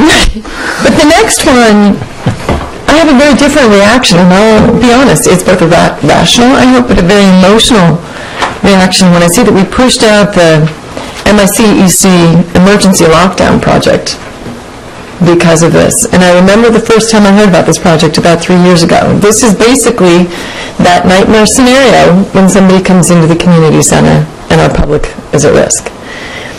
And so as we go through this, I would hope that we can have a very full and meaningful conversation amongst ourselves and the community about how we're going to prioritize. And I would ask us to consider whether or not that project at the community center outweighs some of the other projects that may currently be on the list. Good points. And let me just clarify, it's a little unfair of me to pick on these two projects. I've picked on them purely because they're the most expensive projects. You can make an equally compelling case that a large number of smaller cost projects, you can finger those. I just picked on them because they're the most expensive ones. And I think that's fair, and I get why you're doing it, but I'd say it also draws a pretty stark contrast as well. Next, Crest Park. You got Dan. Yes, sorry. Yeah, I mean, let's put this context in discussion where you're heading. At the bottom of page 9, you've got a recommendation. And I think what Benson's question triggers, what Debbie's comment triggers, is a discussion of whether your question you've asked us is premature, because we have not actually discussed whether it's safety or aesthetic or whatever issues might be out there on the projects for the next biennium. And so it's for us to sit here tonight and make a revenue decision without knowing what the expenditures need to be or what we think they have to be based upon whatever considerations. It seems a little bit difficult. I'm not begrudging you for raising the issue, but for example, we've talked about a park improvement district before as one option, and I know there are people who have different views on that, but it is an option for dealing with some of the revenue shortfalls. You've got another discussion later on about the maintenance building, and one of the proposals you put out there is some sort of maintenance levy going out, or a maintenance bond going out to the voters on. So I'm concerned that I see where you're heading, because I can read the agenda, Bill, and I'm concerned that that's how we're going to get there without ever really having had the discussion about what the projects are. I think what we've done in the past, Chip, is you've brought to us a list of projects, and then you said, this is what I can pay for, and if you want to go above that, then these are the revenue options for you to talk about. But that way we don't prejudice the discussion with you coming back to us in a month or 2 months and saying, well, back in March you told me you didn't want me to bring any more revenues to the table, so therefore these are the projects you get to work with. And that's what concerns me. Yeah, again, this is all about, this isn't carved in stone. You hear me say this. This is carved in sand. This is preliminary direction to help us with our assumptions. Now, if you're not comfortable providing that direction, fine. I'm comfortable making those assumptions and going forward. We'll bring them back to you in any case on June 20th for the COP preview. But it's at a minimum raising the issues and then you'll see that there's a staff recommendation on each one of these on preliminarily which way to go, what to assume going forward. And then we'll revisit that when you see the preview of the CIP in June and again on November, on the 7th. So, okay, hang tight with me. Highland Crest Park, both the lights replacement. For those that were on the council 2 years ago, there was actually 2 Highland Crest Park projects originally proposed, this one, and then dealing with the south turf field, okay? That second one, the turf field, it got yanked from the adopted budget. It was in the preliminary budget, but it got yanked in the adopted budget. And so this one, the Ballfield Lights one, made the adopted budget at $500,000. We have the 95% design cost estimate at $719,000, so quite a bit more than what was projected. Complicating the matter is the city learned last July in 2015 that, oh, by the way, we weren't expecting this, complete surprise, the State Recreation Conservation Office granted us $500,000. Sorry. I spent so much time praying for more money that, in any case, $500,000 for the South Turf Field, which we had cut, right? And so it creates an opportunity to revisit this project. The problem is that project is estimated at $1.29 million. And so we're going to have to come back to the council. This is, again, it's part of this discussion. It's because it's that we want to tee up for the council. We've already done it with the subcommittee, tee up for the council on April 4th for a conversation, and we have some options for you to consider. The turf field one is a complicated one. You've read the stuff that's in the press about, is the little rubberized materials that hazardous to someone's health, and so that's created some last-minute issues that were unforeseen at the time that this project was originally conceived years ago. And so we'll engage the council on April 4th and kind of decide what to do. It could be let's just kind of consider it during the budget process, and that's fine too. Just putting it on your radar. As Francie mentioned, our current budget policy is to take REIT and split at 50-50. That's been in place for a number of years now. We have a REIT surplus in the street fund and the capital improvement fund of $265,000. What we're recommending, because of the projected deficits in this fund, is to take the 50% of the surplus, the $132,500 in the street fund, and transfer it to the capital improvement fund. We would do that as part of the disposition of the year-end surplus, which I would bring to you. I believe it's in June, as I recall, the first meeting in June. It'd help, and the street fund can afford it. And by having the transportation benefit district in place, by the little increase in the fuel tax that the legislature last year approved, bumping up the gas tax a little bit, that helps. The street fund can afford it.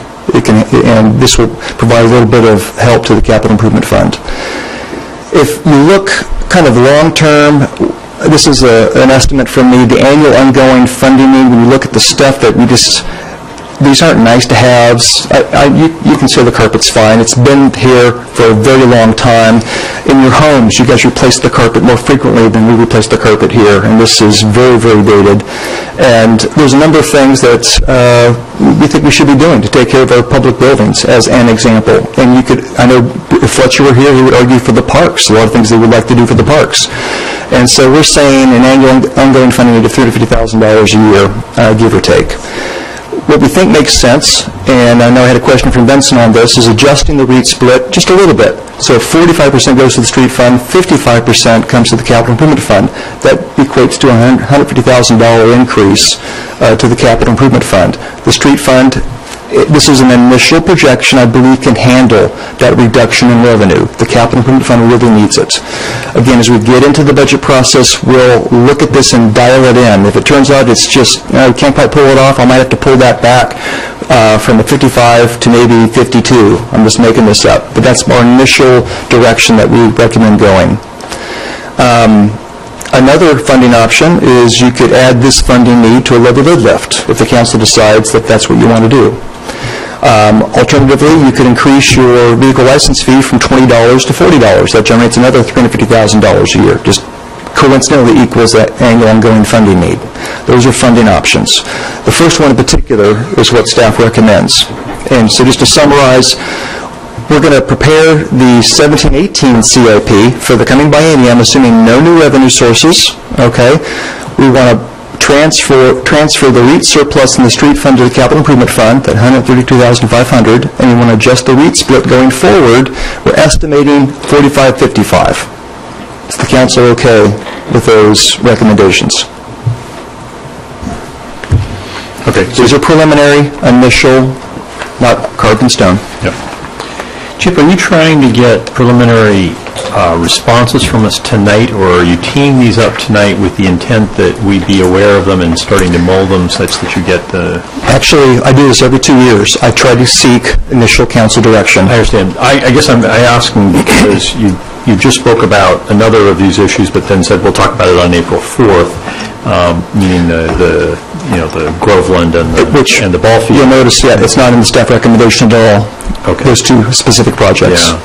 But I guess are we going to pause here and yes. you want reaction from us Absolutely. on this specific? Okay. Okay. So let's take them one at a time. Yeah. I'm assuming no new revenue sources for the CIP for the coming biennium. Other than money you're going to, other than what you're doing with adjusting REIT. Yeah, and that's technically not a new revenue source. That's just moving an existing one from one fund to another. So when you... Well, it's a new revenue source to REIT, or it's a larger revenue source to REIT. But we're still... I'm sorry, to CIP. But not to the city. No, understood. Yeah. Okay. So when you're saying new revenue source, you would mean, for example... Increasing the vehicle license fee from $20 to $40, instituting new regular lift that would be dedicated partially to capital. So question 2 is about redistribution within the parameters of no new revenue sources, essentially.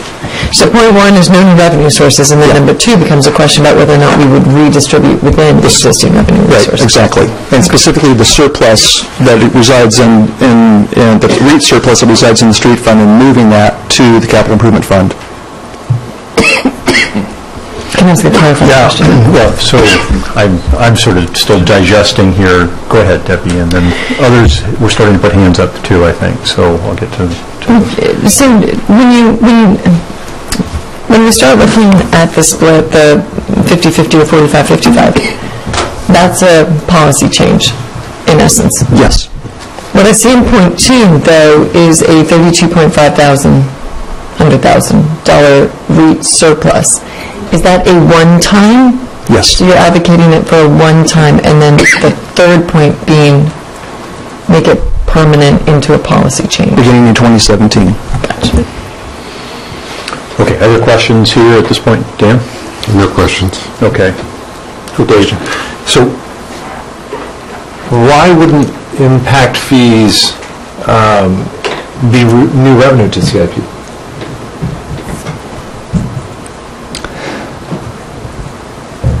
They're already adopted, and so we have not forecasted them because I just have no basis upon which to develop a forecast. They're not a lot of money, quite frankly. But they can let be spent on new, not existing projects that are underway, correct? Yeah, in essence. Okay. Right. It puts a demand on...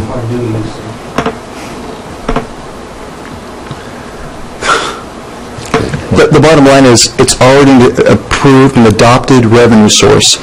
It's new, I suppose, in terms of it just got recently approved, but I'm not asking, when I'm saying there are no new revenue sources, I'm saying, excuse me, I'm sick and I'm going to have a coughing fit here. I'm going to lose my voice.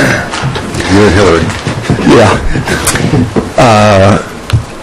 It's not a lot of money. We have no basis upon which to develop a forecast for those revenue sources. Wendy? So a few minutes ago, we talked about maybe increasing the utility tax rate. Is that a discussion that comes up later as we talk about the bigger budgets, or? I missed the first part. Utility tax increase rate we talked about? General. General fund? Okay. Yeah, not utility rates, but utility taxes. Yeah. Right. Yeah, that's a general fund revenue source. I believe that's what Chip's trying to get us to do here this evening, although he's going to lose his ability to ask. And I guess first maybe just reiteration or clarification of what you've said. When you say no new revenue, what you're referring to is not new revenue to CIP, but new revenue in terms of a new tax. No new taxes, no new fees. Beyond what's currently adopted, we have the authority to collect. And that sort of immediately takes us into the realm of levy lid lifts and what is our intent from a much larger perspective in balancing a budget in this coming biennium. We certainly had, some, I think, direction to staff that said that levy lid lifts not an easy or something to entertain, lightly. But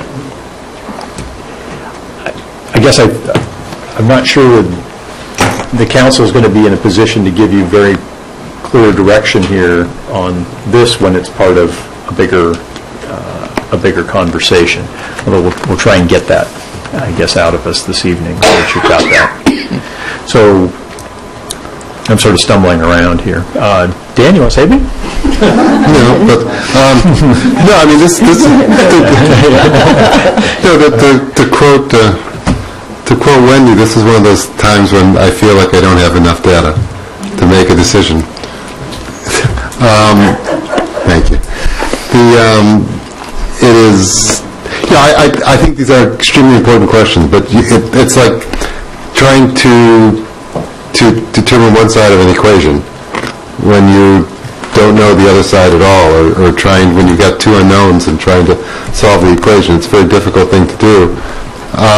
So I think that you've already said the first part of your presentation was talking about two projects which we have not made any decisions on yet, which are obviously critical to this whole analysis from an expenditure process. And then we have no idea yet what other CIP projects staff might come to us with, or individual council members or the public might come to us with through the budget process. So I'm just, there's a lot of things in this agenda bill which are, for example, you've got a proposal coming up on the next page which would basically commit the vehicle license fees for the next umpteen years to pay for the maintenance building indirectly, but basically that's what they would do. So, which is a huge decision to make, which, since we haven't even talked about the cost of doing that project and the need for that project and made a decision on that yet, it seems very premature to be making that. So I would again encourage you, Chip, to just come to us with both sides of the equation so we can make a decision. And if you come to us and say, these are the projects, either we're going to have to cut the projects, these are all the possible projects, either we're going to have to cut the projects, or we're going to have to eliminate some projects, or we're going to have to move money around, or we're going to have to come up with another revenue source. But we got to have both sides of this, and then we can make an informed decision on what to do. And I mean, your job, if I can suggest from a staff standpoint, is to force us to make decisions and present us with all the various possibilities, and then say to us, you city council, your job now is to tell me which ones you want to pick. These are staff's recommendations, but these are the specific projects, and if you want to do those projects, this is staff's recommendations on how you're going to have to pay for it, and then we make decisions. But right now, I feel like the decisions you're asking us to make are without giving us the opportunity to also comment on what we're buying or not buying or could buy. Okay. And let me try wearing my imaginary CHIPS hat for a moment here, since and just to save you from talking it.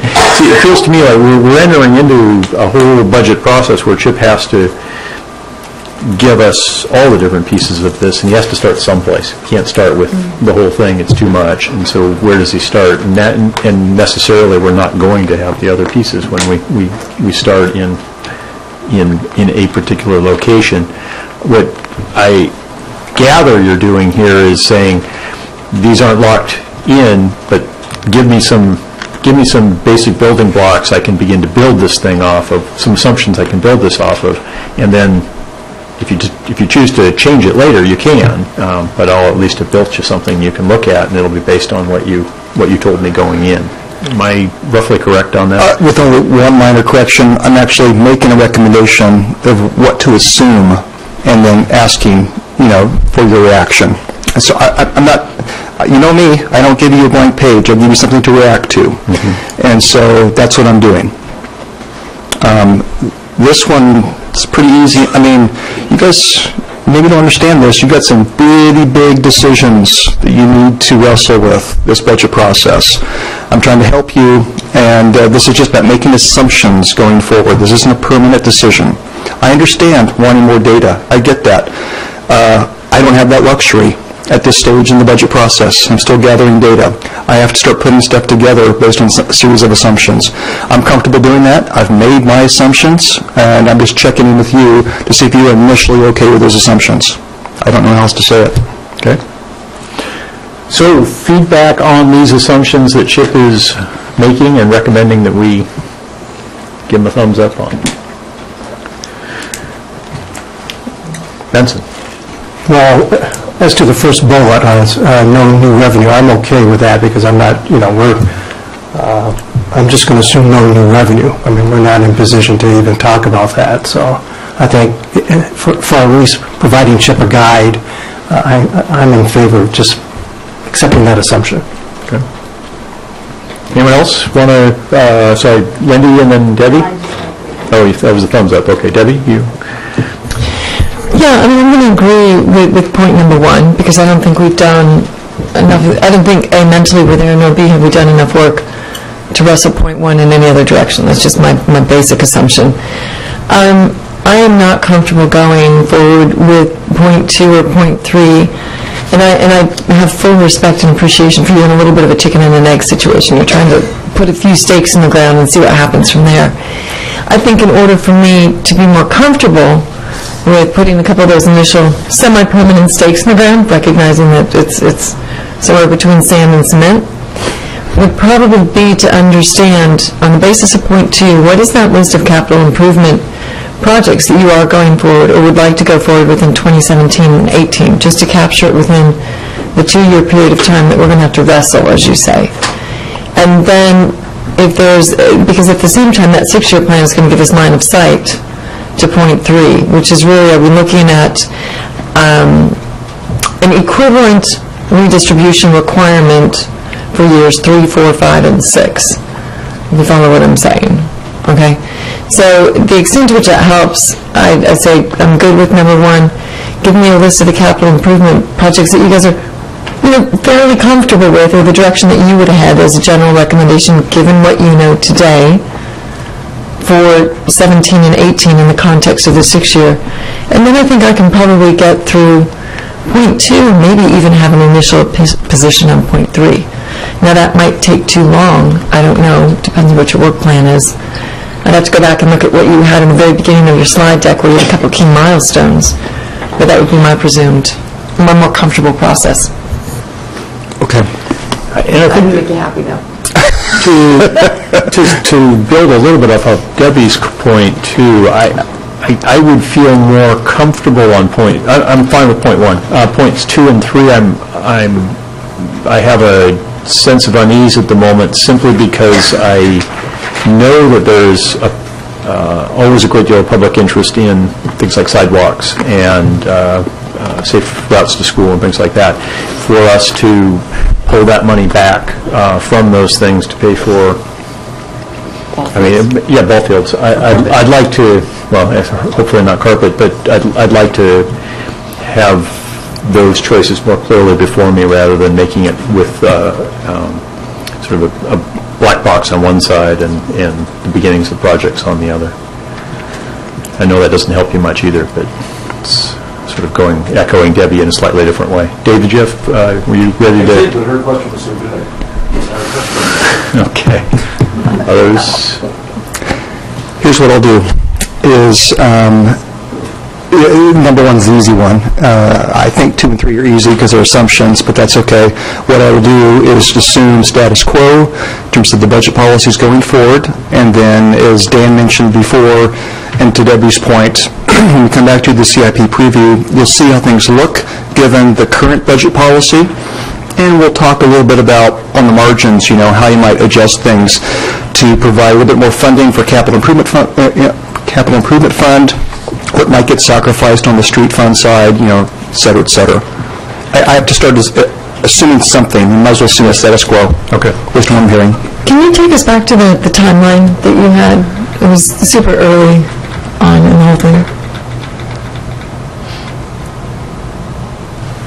So June 20th, is that when you would give us the first kind of staff assessment? Yeah, we've put together the CIP, and some of the numbers are still being adjusted, but it's a good preliminary, in a good preliminary state to look at. You see the projects, the approximate dollar amounts, the timing, and what we can fund with projected resources. Okay. So do you have decisions that you're going to need on June 20th? Absolutely.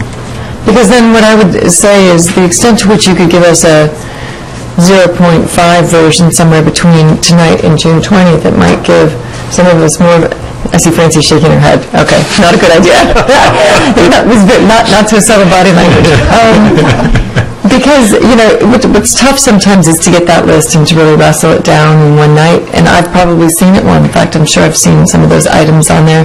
Not sure that the other three would have that same history and context, and the extent to which, again, some 0.5 version could help with sort of a warm-up. But I suspect that Francie has a very good reason for saying that. She's right. There's a but in there, however, and that is, you can look at the adopted budget and look at what's planned.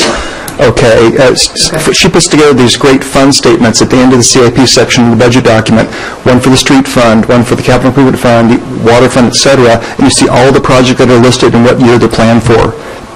Okay, so we could go ahead and just look at that then as a de facto. That's a great starting point. Okay, super. Dave? One quick question for you. Just when you thought you were getting away. Would it help the process at all if the council went through a preliminary sort of prioritization of expenditures on the big projects? Right? To Dan's point a little bit, that we've got all these different expenditures that we want to make, and it's hard to do it without laying everything out at once. Would it help if we did that prioritization first, or does that come along with just the budget assessment and the planning cycle? It really comes on June 20th, in a sense. If you're, pardon? Yeah, if you're talking about, you mean kind of high-level prioritization, or project-specific prioritization? More high-level prioritization, if that would be a help to you as you go through this. I don't know if you guys can pull that off. Because you have your things that are so important to you, and I think it'll work best if we stick with how we've done in the past. You're so practical, Chip. You're so practical and so right.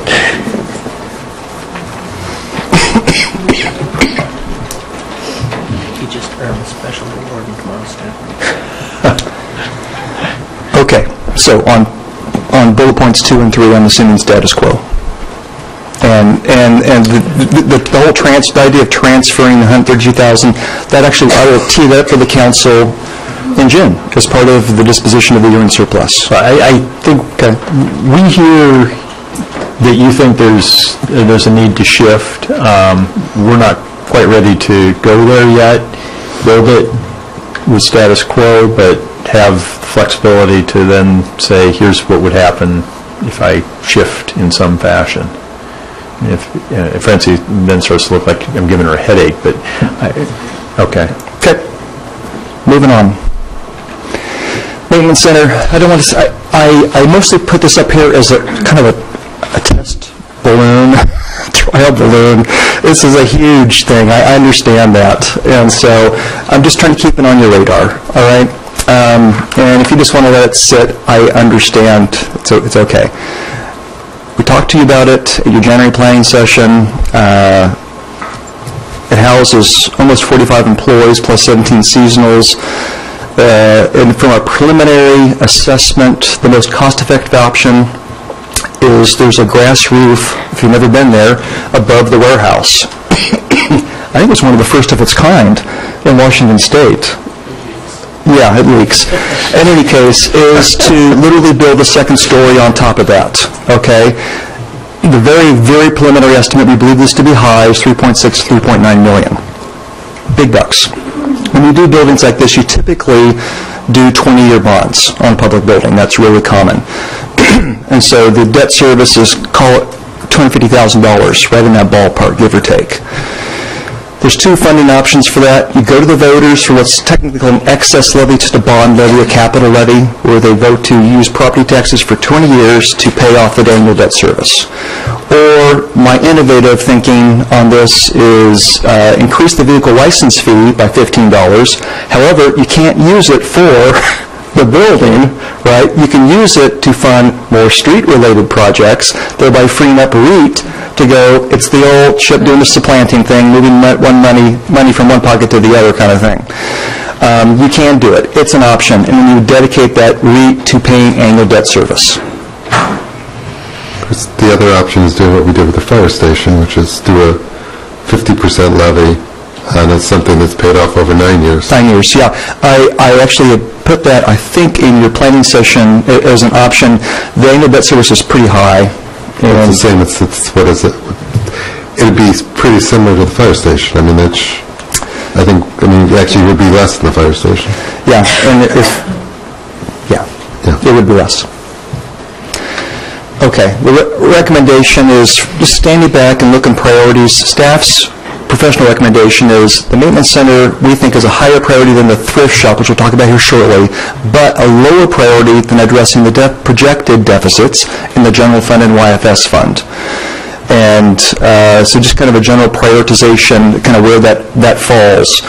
And we like the option of increasing the vehicle license fee in 2019. Okay, so a few years down the road, not in the coming biennium, not 17, 18, but beginning in 19. Let's get our operating budget squared away first in terms of the general fund and YFS fund. Let's prioritize what we're going to work on first.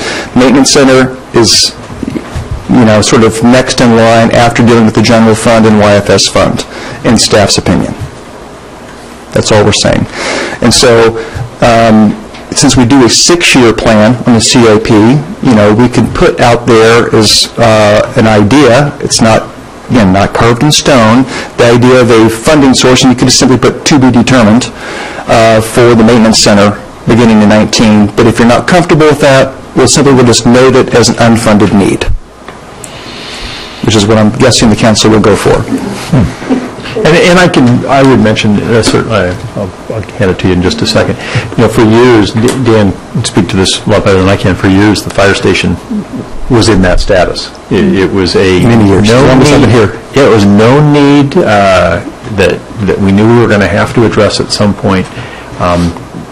Staff, very much to their credit, kept reminding us that it's out there and you're going to have to deal with this at some point. Somebody ran on it as a campaign platform. Yeah, eventually it was. Is that you? All right, there you go. Platform, yeah. There you go. Yeah. So, and then over to you anyway. And I realize that this is probably something that I should take offline because it's come up before, and for whatever reason, it's not sticking in my memory. And that is, we have a maintenance facility. The school district has a maintenance facility. And I think the broader question that I would ask is the extent to which there are any overlapping and or similar functions that happen at those respective facilities. Could we find some optimization? Now, I know there was a discussion when they were going through all their planning and use. There was talk about whether or not those buses could go up and down Gallagher Hill or whether they'd have to go around the Mercer Ways. So I know that there was discussion. I also, again, freely admit I don't remember the exact set of details, but when you're looking at a project of this magnitude, and I would think that there would be at least sufficient cursory discussion with other organizations that may have similar need as to whether or not we could align our resources. And tell me if it's already been done or not done or what, but... Yeah, we've had those conversations in the past. When I refer to the past, I'm referring 3-4 years ago, roughly. I'm not aware of an opportunity at this point, but it's a fair question. So, Chip, do you want to run through the thrift shop first and then come back to both of these? How do you want to work this? Yep, that's what I was thinking, in fact. Okay. For the benefit of the newer council members, this thrift shop expansion remodel idea was conceived, I did it back in 2012. I knew that we're having some problems. We're in the not-too-distant future with the YFS fund in terms of just revenue sources keeping pace with expenditure growth. That was primarily prompted by, I feel like I keep throwing the school district under the bus. That's not, no pun intended, not intentional. When the majority of the funding, 90% of the responsibility for funding the school counselors fell to the city, they made a hard choice during difficult economic times. I get it, but it fell to us. And so we just had to suck it up. We were able to suck it up with thrift shop double-digit revenue growth from 05 through basically 12. And then it really flattened out in 13. And we also had some staffing issues in 13. But it really, we knew we were going to hit the ceiling at some point. We didn't know when. It was 13, and it's been really minimal since then. And so we've been drawing down fund balance and to try to preserve current services, just buying ourselves time, basically. When we proposed this idea, we believed, through talking to thrift shop staff, who were, and lots of them are volunteers, that there was opportunities to really increase sales if we could really increase our retail square footage. And so this based on the number of things they have to turn away, such as furniture, and they just didn't have room for, they were pretty confident we could significantly increase our sales and by, $500,000 or more. And so that was all very appealing. And unfortunately, things kind of fell apart. A couple things happened at the same time. And I should back up and mention, we landed back in September 13 is adding about 2,000 square feet of retail space, and included relocating the donation drop-off and an expanded parking lot and adding some park restrooms. So there was more to it than just the thrift shop proper, if you will. $2.14 million is the cost estimate, about $150,000 is the estimated annual debt service on that.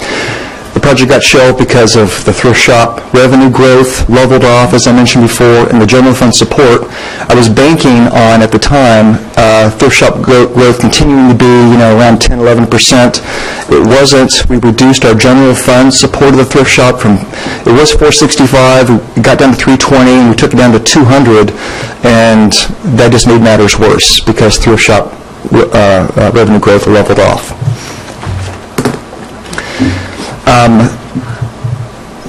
The recommendation is kind of twofold. One, if the council decides that a levy lift should go to the voters, we recommend, because this is all about funding the YFS fund, all the revenues go to that. Not a single dime of thrift shop revenue goes to the general fund. It's dedicated wholly to YFS.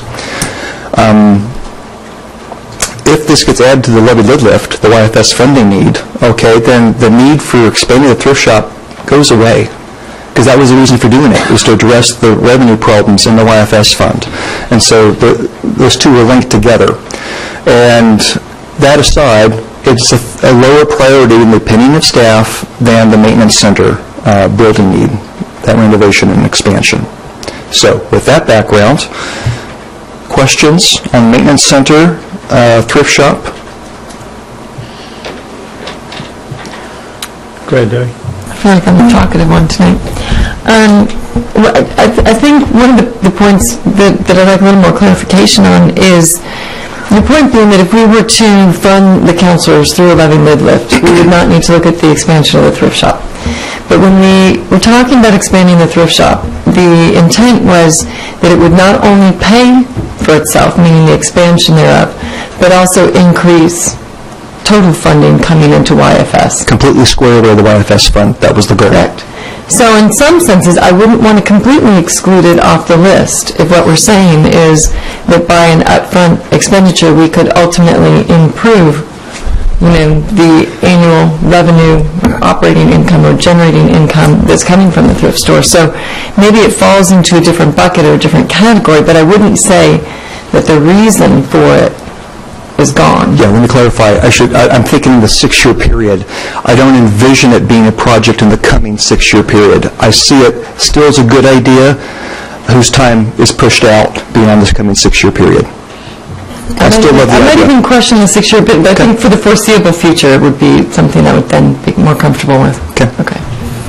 And here again, just to, again, to your echo, for our new council members' purposes, the logic of expansion was to a fair degree around the fact that the thrift shop gets quite a bit of stuff coming into it that it could sell profitably if it had room to store that material to get it to sell in the right seasons, or if it had room to just merchandise that material more effectively. So that all lends itself to a don't set this aside entirely, but of course the project, as Chip's pointed out, became less attractive as the economics of, the cost of doing the changes to it stared us in the face up front, and the benefits looked a little bit less appealing on the back end because of the flattening revenue. So I'd simply say, yeah, let's keep this in our back pocket for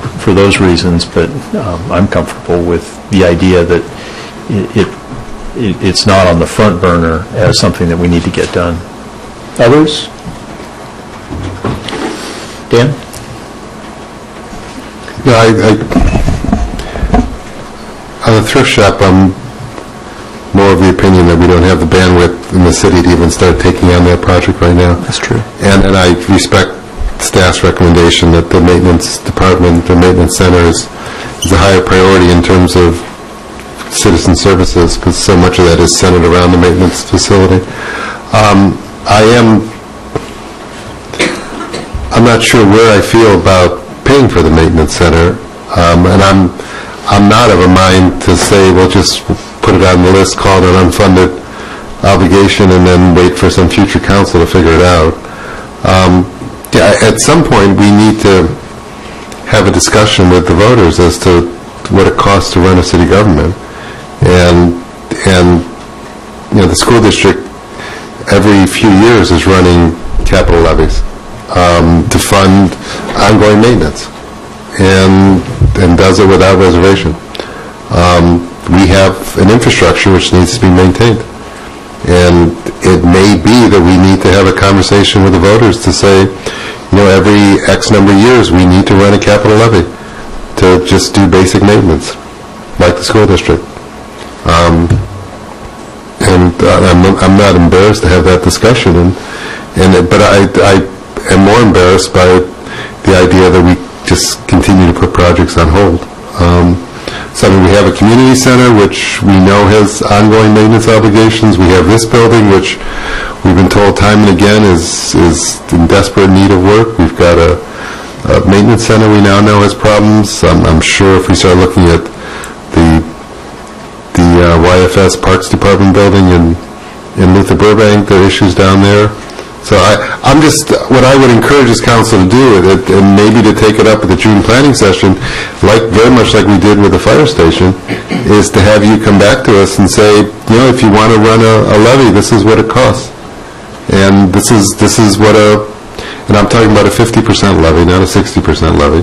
Some sort of levy lid lift. Yeah, levy lid lift that specifically talks about capital requirements, which include both parks and I mean, we're going to, no matter what comes back to the council on the first meeting of April, one of those two projects we just talked about is not going to happen, because there just is not money available. That was the gist of the presentation to the Parks Committee. Francie made it very clear that you can't do both projects.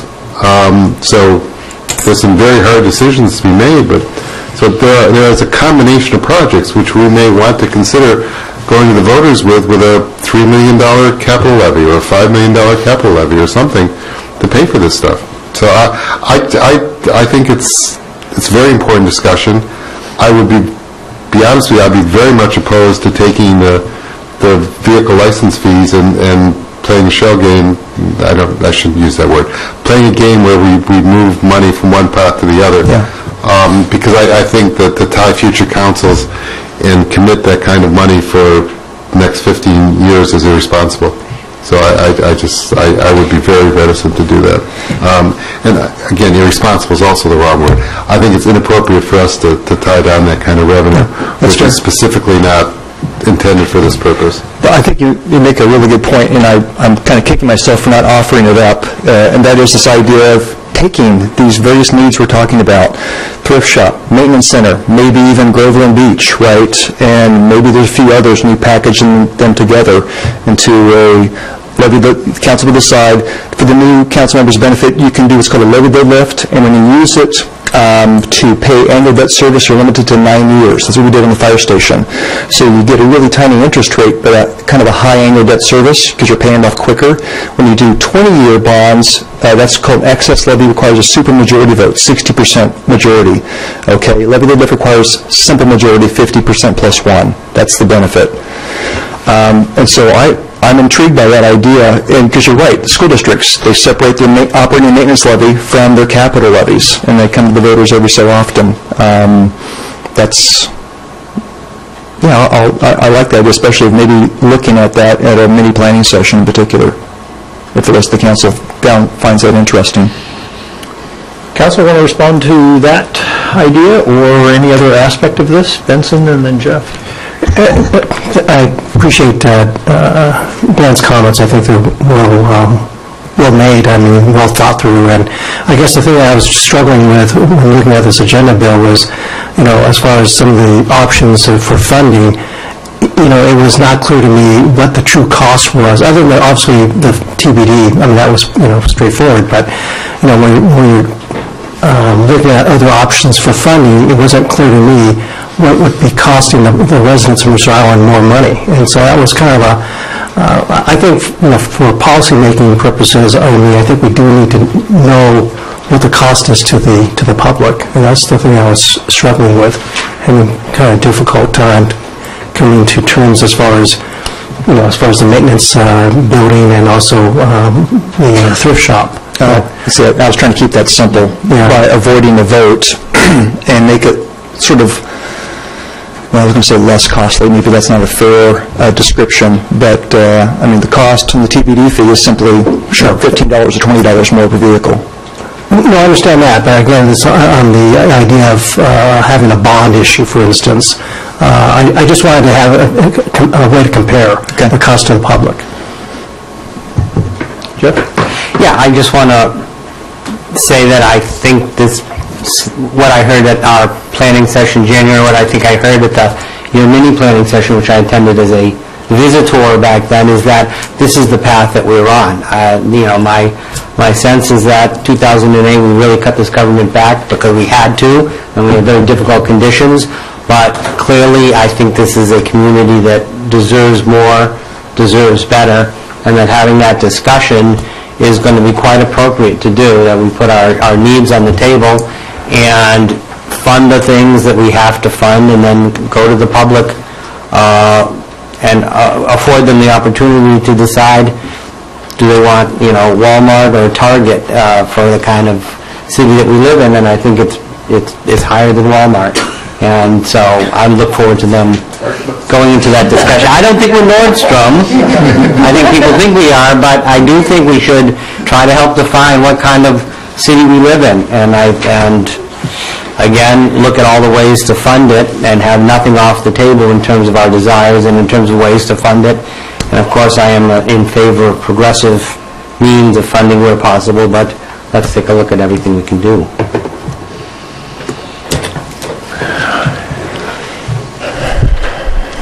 So I think I'm hearing Yeah, what Dan said is, I mean, as much as anything, maybe I heard it from you. I like it. Okay, and I'm not hearing anybody say, no, go in a different direction, so a bit by default. It's really simple. It's not hard. I mean, it's just combining a group of projects and showing you, what would that cost the average citizen in terms of property tax. Debbie? Well, it's interesting because we did, I think, I don't know if it was a dance round or we just maybe didn't hit it super hard when we were at the planning session, and that is first on the assumption that if we were to go to the voters, what would we go to the voters for? Would it be for something that's less glamorous, frankly, like maintenance facilities, or would it be something that was along the lines of school counselors? And I think there's a spectrum, there's a range that falls in between. One being that, this is the cost of operating the city, and as one person once told me, I didn't move to Mercer Island for minimal services, which I thought was an interesting point. And yet the other one was, what if we were to go to the voters for something like the school counselors, because then there's going to probably be a broader group advocating on behalf, because you think about CMIPs and the power that comes behind that organization. So to me, this is an interesting one, but what I'm starting to see is sort of like a coalescence around a couple different ideas or approaches on the assumption that we do need to go to the voters, and what is the one that's most comfortable with our ethos, for lack of a better word, as a council, but also, quite frankly, what one we think is most likely to pass, because I'm not going to put it out there with the intention that we don't want it to pass. So to me, it's interesting to see sort of on the spectrum where we're starting to find some clusters. And I think we should talk about it more in June. Others? Any? Okay. Chip, set? I can't say any more. I think I have enough to go on. Okay. Thank you very much. Council members, all set on that? Moving on? All right. We're going to other business. Council member absences. Tonight we have none. I know there's one coming up. Council meeting next. Yes. So, any other new ones we should be aware of? Yes. Okay. I will be gone on July 18th, and I would turn to my fellow council member and ask if he too will be gone July 18th, or whether or not he knows. It's yet to be determined, but it's likely that I will be gone. Okay. We're going to Florida in July. I'm going to Florida in July. Thank you, Chip. Yes, thank you. Thank you. Free money. The 500 million. Yeah, the 500 million, you're going to win in the lottery. We haven't looked at the calendar. Does it make sense first to talk about shifting a July meeting around to accommodate our Microsoft absentees? I don't have a calendar in front of me. Yeah, I don't know whether... What was that, Alan? We're clearing our throats over here. We're saying no, but... No, don't move it. No, don't move it. You'd have an efficient... July 4th is the Monday, so July 5th would be the meeting, presumably. Yeah, and that shows on the calendar. Yes. We'll still have a meeting. It's Monday the 18th. It will be there. Yeah. So we already, the problem is you almost have to shift it. You can't, because you shift it the week later, then there's a council meeting the week after that. Yes. August 1st. So you're running meetings one right after another. Very challenging. But the history here looks like you don't do an August meeting. That second August meeting, yeah. So would you do the second August meeting and not a second July meeting? No, because a lot of people plan around that second August meeting if not being here. So nice weather here. It's true. We could have the meeting outside. I'm looking at this agenda and it looks... That's a little early to say that the agenda's on. It's true. It's good. I mean, it's fair, but... I guess it's Well, I think two things will happen. So that's big. We'll figure out whether one or two of us is absent, and we'll have a better idea of what the agenda looks like maybe in a month's time. Okay, let's leave it as is for now. And we'll operate with 5, if that's the way it works. Any other absences upcoming we should be aware of? I'm gone April 18. And Jeff, you're gone April 7th as well, right? Yeah, I'm gone that week. Okay, yeah. Okay. Planning schedule. Steve? Yes, thank you, Mayor. We do have a meeting on April 4th, and please note that we have an executive session that will start at 5 p.m., so that's important to note. The community solar project update that is on that agenda, you may remember, was on for tonight's agenda. The legislature, as of the last word, has not yet acted on that, and so it may or may not actually be on the April 4 agenda, and we'll just have to find out what happens with that. You heard, obviously... Sustainability Subcommittee will have a conversation about that this Thursday? week. Yes. Correct. Other items of note, again, the April 7th joint meeting with the Mercer Island School District Board. And the other items on your agenda, we did have a little discussion earlier tonight with regard to the development fee resolution, so we will be working to make sure that that lands in the appropriate location. We currently have it on for 2 meetings, but from what I heard earlier, we may not actually need 2 meetings for that. So we'll try to tee that up so it happens at the appropriate time. I did want to note 2 other events coming up soon. This Wednesday night, Dr. Pedro Noguera at the Mercer Island High School Performing Arts Center. That's an issue that we've talked about here before, an event, and it is being co-sponsored by the city. And if perhaps you could all let me know if you intend to participate. Dr. Plano is intending on having some reserved seating for both board members and council members. And so perhaps you could let me know if you're going to be able to attend that so I can get a count on that. And another event that at this point in time is still in the planning stages, but you might want to get on your calendars for Wednesday, April 13th at noon. This is an event that you probably have heard about, and it was something that council members Weicker and Wong both expressed a lot of interest in.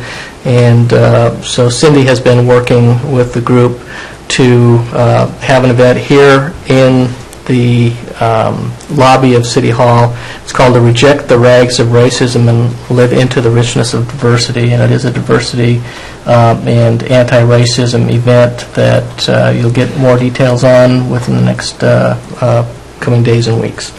So for this, at this point in time, if you're able to hold the noon hour and be available on Wednesday, April 13th, if you're interested in that, and we'll get more details out later.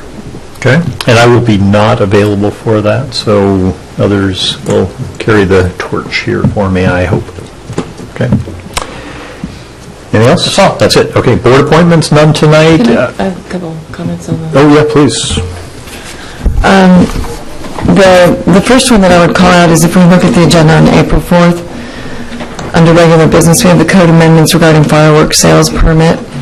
I would point out that that is actually prior to our 2016 biennial citizen survey results. There was a question on the citizen survey regarding the sale and discharge of fireworks. So I would suggest, to the extent possible, that we hold off on that conversation until we know what the survey says. Yeah, that's a great point. I will check with Chip tomorrow to make sure we coordinate the timing of that. When this was originally put on the agenda. Yeah, and it's a different item regarding discharge of fireworks. What's coming forward, and I think Ed knows a little bit about this from the Public Safety Committee meeting, but it's the process for someone selling fireworks. Right now, that permit comes to the council. This is information about changing that process. Okay, so it's not about discharging. It's not about the... But we've always approved 2 things. We've approved the sale, and then we have on the books the discharge. Anytime there's a permit to sell or discharge fireworks, it has to come to the council. And so that's what the fire chief is bringing forward is a change in that process. A change in the process versus an application for it. Correct. If you look further on the schedule, there are the summer celebration permit on the schedule, as well as the sales by the service clubs. Those are already scheduled on for this year. June 6th. Okay, so in that case, we're okay. Okay. Yeah. The other point, a question that I raised is, broadly speaking, we have a big body of work ahead of us, potentially, as council members, with regard to the work that's coming to us from the Joint Commission. And currently, we have a total of 4.5 hours to review that in May. We have 2 hours May 2nd. We have the equivalent of 2 hours and 30 minutes May 16th. And in essence, what we have to do is get far enough along to pass the comp plan, as well as potentially address the issue of a moratorium. And so I'm just saying that I've raised the issue with our interim city manager about whether or not we can do enough work sufficiently in advance, and/or we will need additional time somewhere to get through that, because it's not a process that I feel comfortable just letting extend to the space and time that fills. And if I could just say that we have discussed that internally, Deputy Mayor Berlin has raised that with myself and staff. We've talked about it internally with Scott, and we are certainly available for additional meetings if the council deems that necessary, and that is maybe where we have to go with this. I think part of the problem is going to be we're going to get hit with a significant amount of public input on this issue, as we know from prior experience. So whatever we schedule, we need to schedule enough time. We need to schedule enough time for public, and it might be interesting to think of ways of isolating the input on that into a finite time block, and then not letting that be a subject for appearances in general. Otherwise, we're never going to get anything done. So, I mean, because there's been a lot of public input to the Joint Committee, and a lot of us have attended those meetings, so I think we've heard that input, and staff has summarized that input. I just think we've got the biggest hurdle for this council is going to be just understanding what's being presented to us and how it all fits together, and that we really need the time to get through that, and it may be something we have to start it off with, like a 2-hour study session with Scott just walking through it page by page and telling us how it all fits together. But And members of the commission, I would say. However they want to present it to us, yeah. Right. But so, I mean, it would be good, Steve, just to come up with some overall game plan in line with what Debbie has said, that just says how do we get from beginning to the end of this thing, when do we focus public input, and then personally, I think I'd encourage us to focus public input early on, and then close it, and then move on and start just doing our job. Maybe we can come up with a couple of options for you to take a look at, and go from there. Any thoughts on that, Dave? Just quickly, I think we should probably give the public some expectation as early on as we can about what is the council's role versus the Joint Commission's role. Are we going to listen to option A, B, and C and adopt one of the above? Are we going to get in there and tinker with their work? But I think we need to let people know what they should expect from that process, so there's not a lot of shock and dismay when we get to that conversation. I think the reality will be that the council will do what it does, and I certainly couldn't predict whether you're going to find on a particular issue you want to dive deep into the weeds, or say, you know what, great job, ready to bless that. Wish I had that foresight to know where we're going to go on that, but I don't feel like I can predict it. Yeah. I think there's an opportunity, and I'm going to go back and actually credit you with it, in terms of just the idea of how we scope it, what the expectations are in terms of public comment. So are we going to try to go through every piece of work that the Joint Commission went through, or are we going to be looking for an executive summary, which I've heard suggested? So an executive summary from the Joint Commission that says, in order to get through the biggest pieces of work, focus on 1 through 5, leave 6 through 999 for another time or another group, so that A, that there's a scope, B, I think you know, there's some good points here in terms of making sure that we do allow for sufficient community input. Another important piece that I've really been thinking about a lot is the extent to which the materials that the Joint Commission has gone through, are they available and sufficient online so that we can do our own self-study? A lot of interesting work from the different economists, but let's make sure that we've got the ability to really do our homework so we come in and don't try to recreate hours and hours of work. And so some of the basic questions like that, but I think if we put a few brains together and look at it and come back with, you know, maybe to use Chip's word, you know, put a stake in the ground and see if we can't build around that. And I think just at least a principled commitment from the council to the extent possible that we'll try to stick to that with the known stakes of the comp plan and the moratorium in front of us. It might keep the work a little more focused. Sure. Yeah, the only thing I'd add, first of all, my expectation is that we're going to get a recommendation, and so that's what we're going to discuss, not options for us to vote on. Secondly is for us to reconsider some of the things we've talked about in terms of ideas of other cities that have, say that if somebody makes a presentation at appearances, it's once a month, and so we don't have 3 sessions on the town center with the same people speaking at all 3 sessions. And again, the encouragement that I think people have been taking to heart, and I respect, to email and B, consolidate group input into one speaker.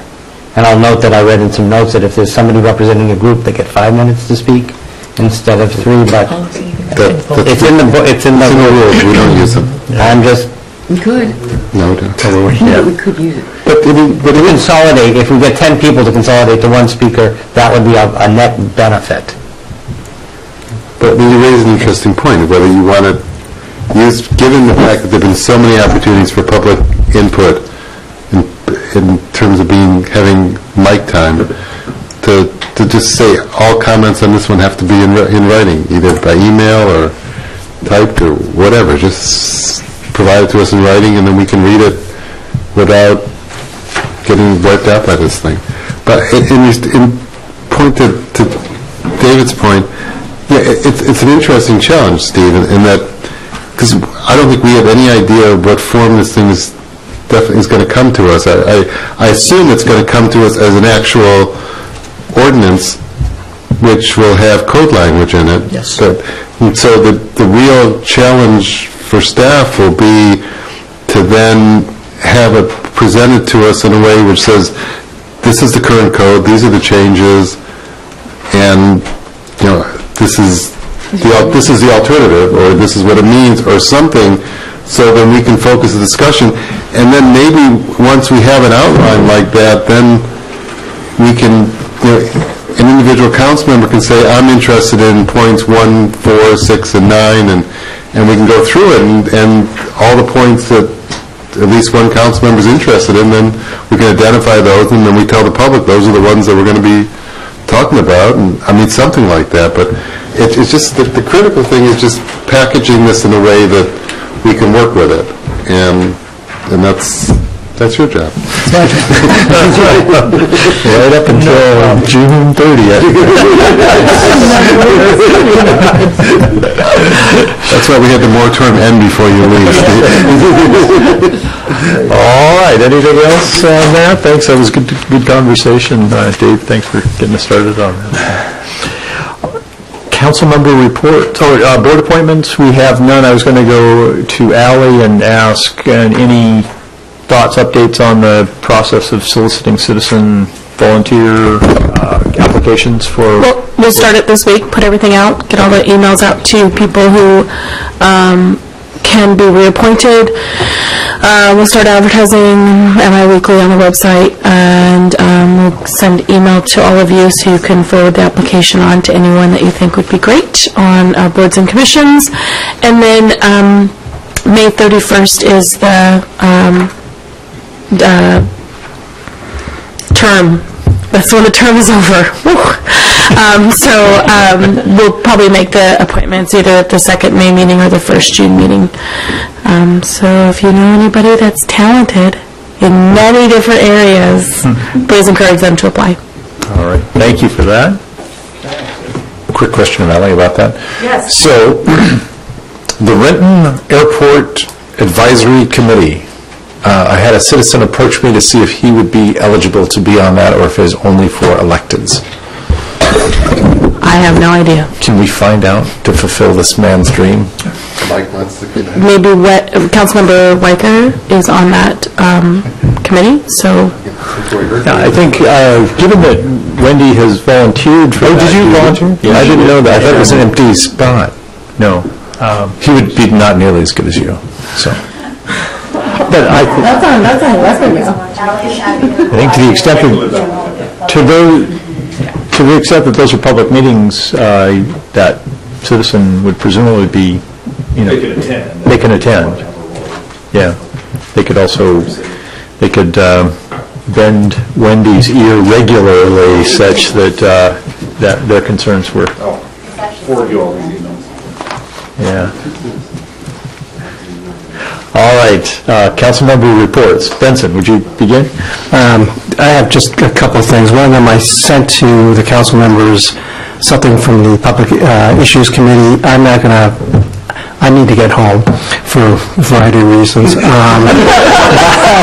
But I would certainly hope that you folks would take a look at the materials that I sent out and just email me comments or something, just so I have an idea of what what the council, what their thoughts are as far as taking a position on this methanol plant that's down in Tacoma. And so, again, the issues, we're not looking at the merits of the particular matter, but just more of the process. Should the SCA get involved, voice an opinion? And so, something that SCA hasn't done before. I think Dan has served on the PIC committee. Bruce has as well. And so, I think we'd be happy to talk to you about what the PIC does. And but anyway, take a look at the materials, and I would welcome any comments, phone calls or emails, and I'd be happy to respond. The other thing I wanted to mention was that with the Sergeant Seifert, and we had, Terry and I hosted a Map Your Neighborhood gathering at our house. Sergeant Seifert from the police department came along with a couple of volunteers from emergency preparedness, and they were terrific. And so the whole point is to organize your neighborhood in case of disaster, and there was materials provided. It was very painless. I mentioned this last meeting. I'm just going to reiterate that's a painless process, and it's a great way to, number one, get to know your neighbors, but also really to organize your neighborhood, because as you know, that in case of a disaster, we're being told to sort of just plan on not having a lot of services provided by the city for 7 days. And so it's just a matter of helping out your neighbors and sort of doing an assessment of your neighborhood and figuring out who's got a generator, who's got, power tools. And so I just encourage you folks to go ahead and do that and contact Jennifer Franklin if you're interested in doing that. And so that's all I had, because we had a citizen here talk about the Rotary Marathon, and that was a great event. I know that Bruce Fletcher ran the half marathon. Kerry Sand ran, and so did I. And so, and I like to think that I beat one person in my age group. So speaking of natural disasters, I want to shout out to Ross for a well-done job during the storm a week and a half ago, and the police for blocking streets with trees that were down and limbs that were everywhere. I know I was out of power for a number of hours, and it was really nice to hear on Nextdoor and through social media and all that, where to avoid and what to look out for. So shout out to Ross for that. And then another calendar item is Leap for Green on Saturday, April 16th is part of our sustainability work. I imagine we'll talk about that. And it's 10 to 2 at the community center, and our famous Nancy Stewart will be there at 11. Very good. Jeff? Okay, two commissions meetings in the last few weeks. Arts Commission, just so you know, if you go up by the, along the art, along the highway, there's one that's covered in sort of police tape, and that's because it's damaged. It was not ever meant to be, my understanding, it wasn't meant to be a permanent piece of our collection, though we did end up buying it, but the bid they got to fix it probably isn't in our budget. It's a lot of money, so I think that they're examining ways to maybe, not eBay, but some way of exchanging art, because it really is not in our budget to do. The second is a project I was made aware of, that the big concrete wall by West Mercer onto the highway, you guys all approved funding for art on there. WashDOT needs to approve it. I think it's a very prominent piece, so I'm going to want us to just keep our eye on it, because that's going to be a very prominent place for something. One thing I'm worried about is the speed with which the project is going seems to be really slow. Does the budget expire in this, when the biennial, if you've given the money? So the budget keeps going. I still want everybody to be watching for what this design is when they finally get one. We had a meeting with the, as Tracy was kind enough to point out, of the Open Space Conservancy Trust. We fielded the punt back from the Parks Subcommittee on the leash issue, and that's scheduled for the next meeting, which is on May 16th. We will take public testimony and a lot of ideas about what needs to be done, and I'll say about Pioneer Park, because that's all the Open Space Conservancy Trust works on. I know that Bruce Fletcher is also interested in some ideas about Mercerdale and leash, so that will be punted back to you guys, but we will handle the Pioneer Park and getting ourselves to have all the leash and on-leash people equally unsatisfied. And I'll just point out, our newer council members may not know this, although our more senior council members might.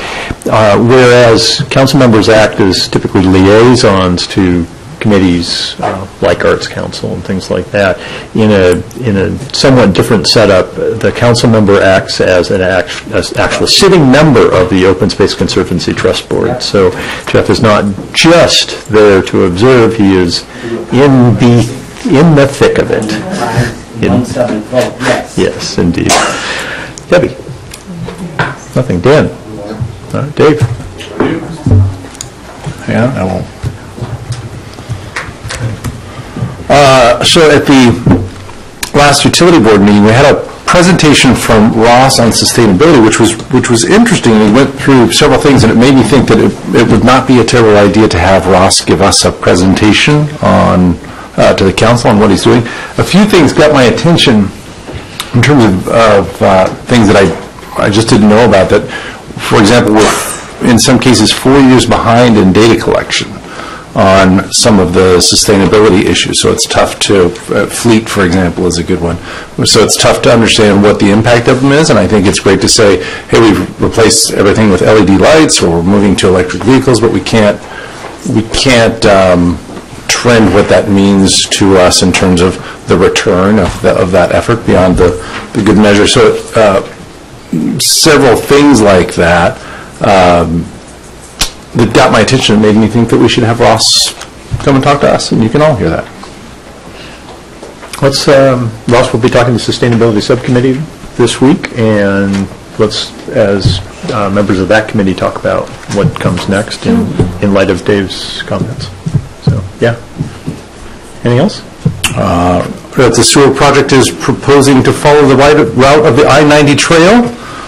And I mean the I-90 trail all the way across the island, and that would start in 2018 if that were to happen. So that would sort of go at the same time as our friends with their choo-choo train, and it might make the north end of the island a little tough to get around.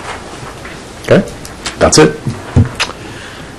All right, coming back to me, you know that we give third graders tours of City Hall, and they then write letters, cute letters to us afterwards. They've been one-upped by the Early World Montessori, it turns out, which their teacher has said, we can't get recycling, we can't get composting service here at the Montessori, and would you please help us get it? And in furthering that aim, the students at the Montessori wrote, I really want compost to make the flowers grow, for instance, notes to the city. It's very wasteful to put stuff in to go to the dump if it could be compost. This is Ray at age 4. So I passed this on to Steve and said, could we not have a conversation and see if we can help them out, since they certainly win the cute and dedicated in the right direction award of the week. So yes, I thought that was great. That's all I've got. I've been away on vacation, and happy to be back at this point. With that, if there's nothing else, we are adjourned. Thank you.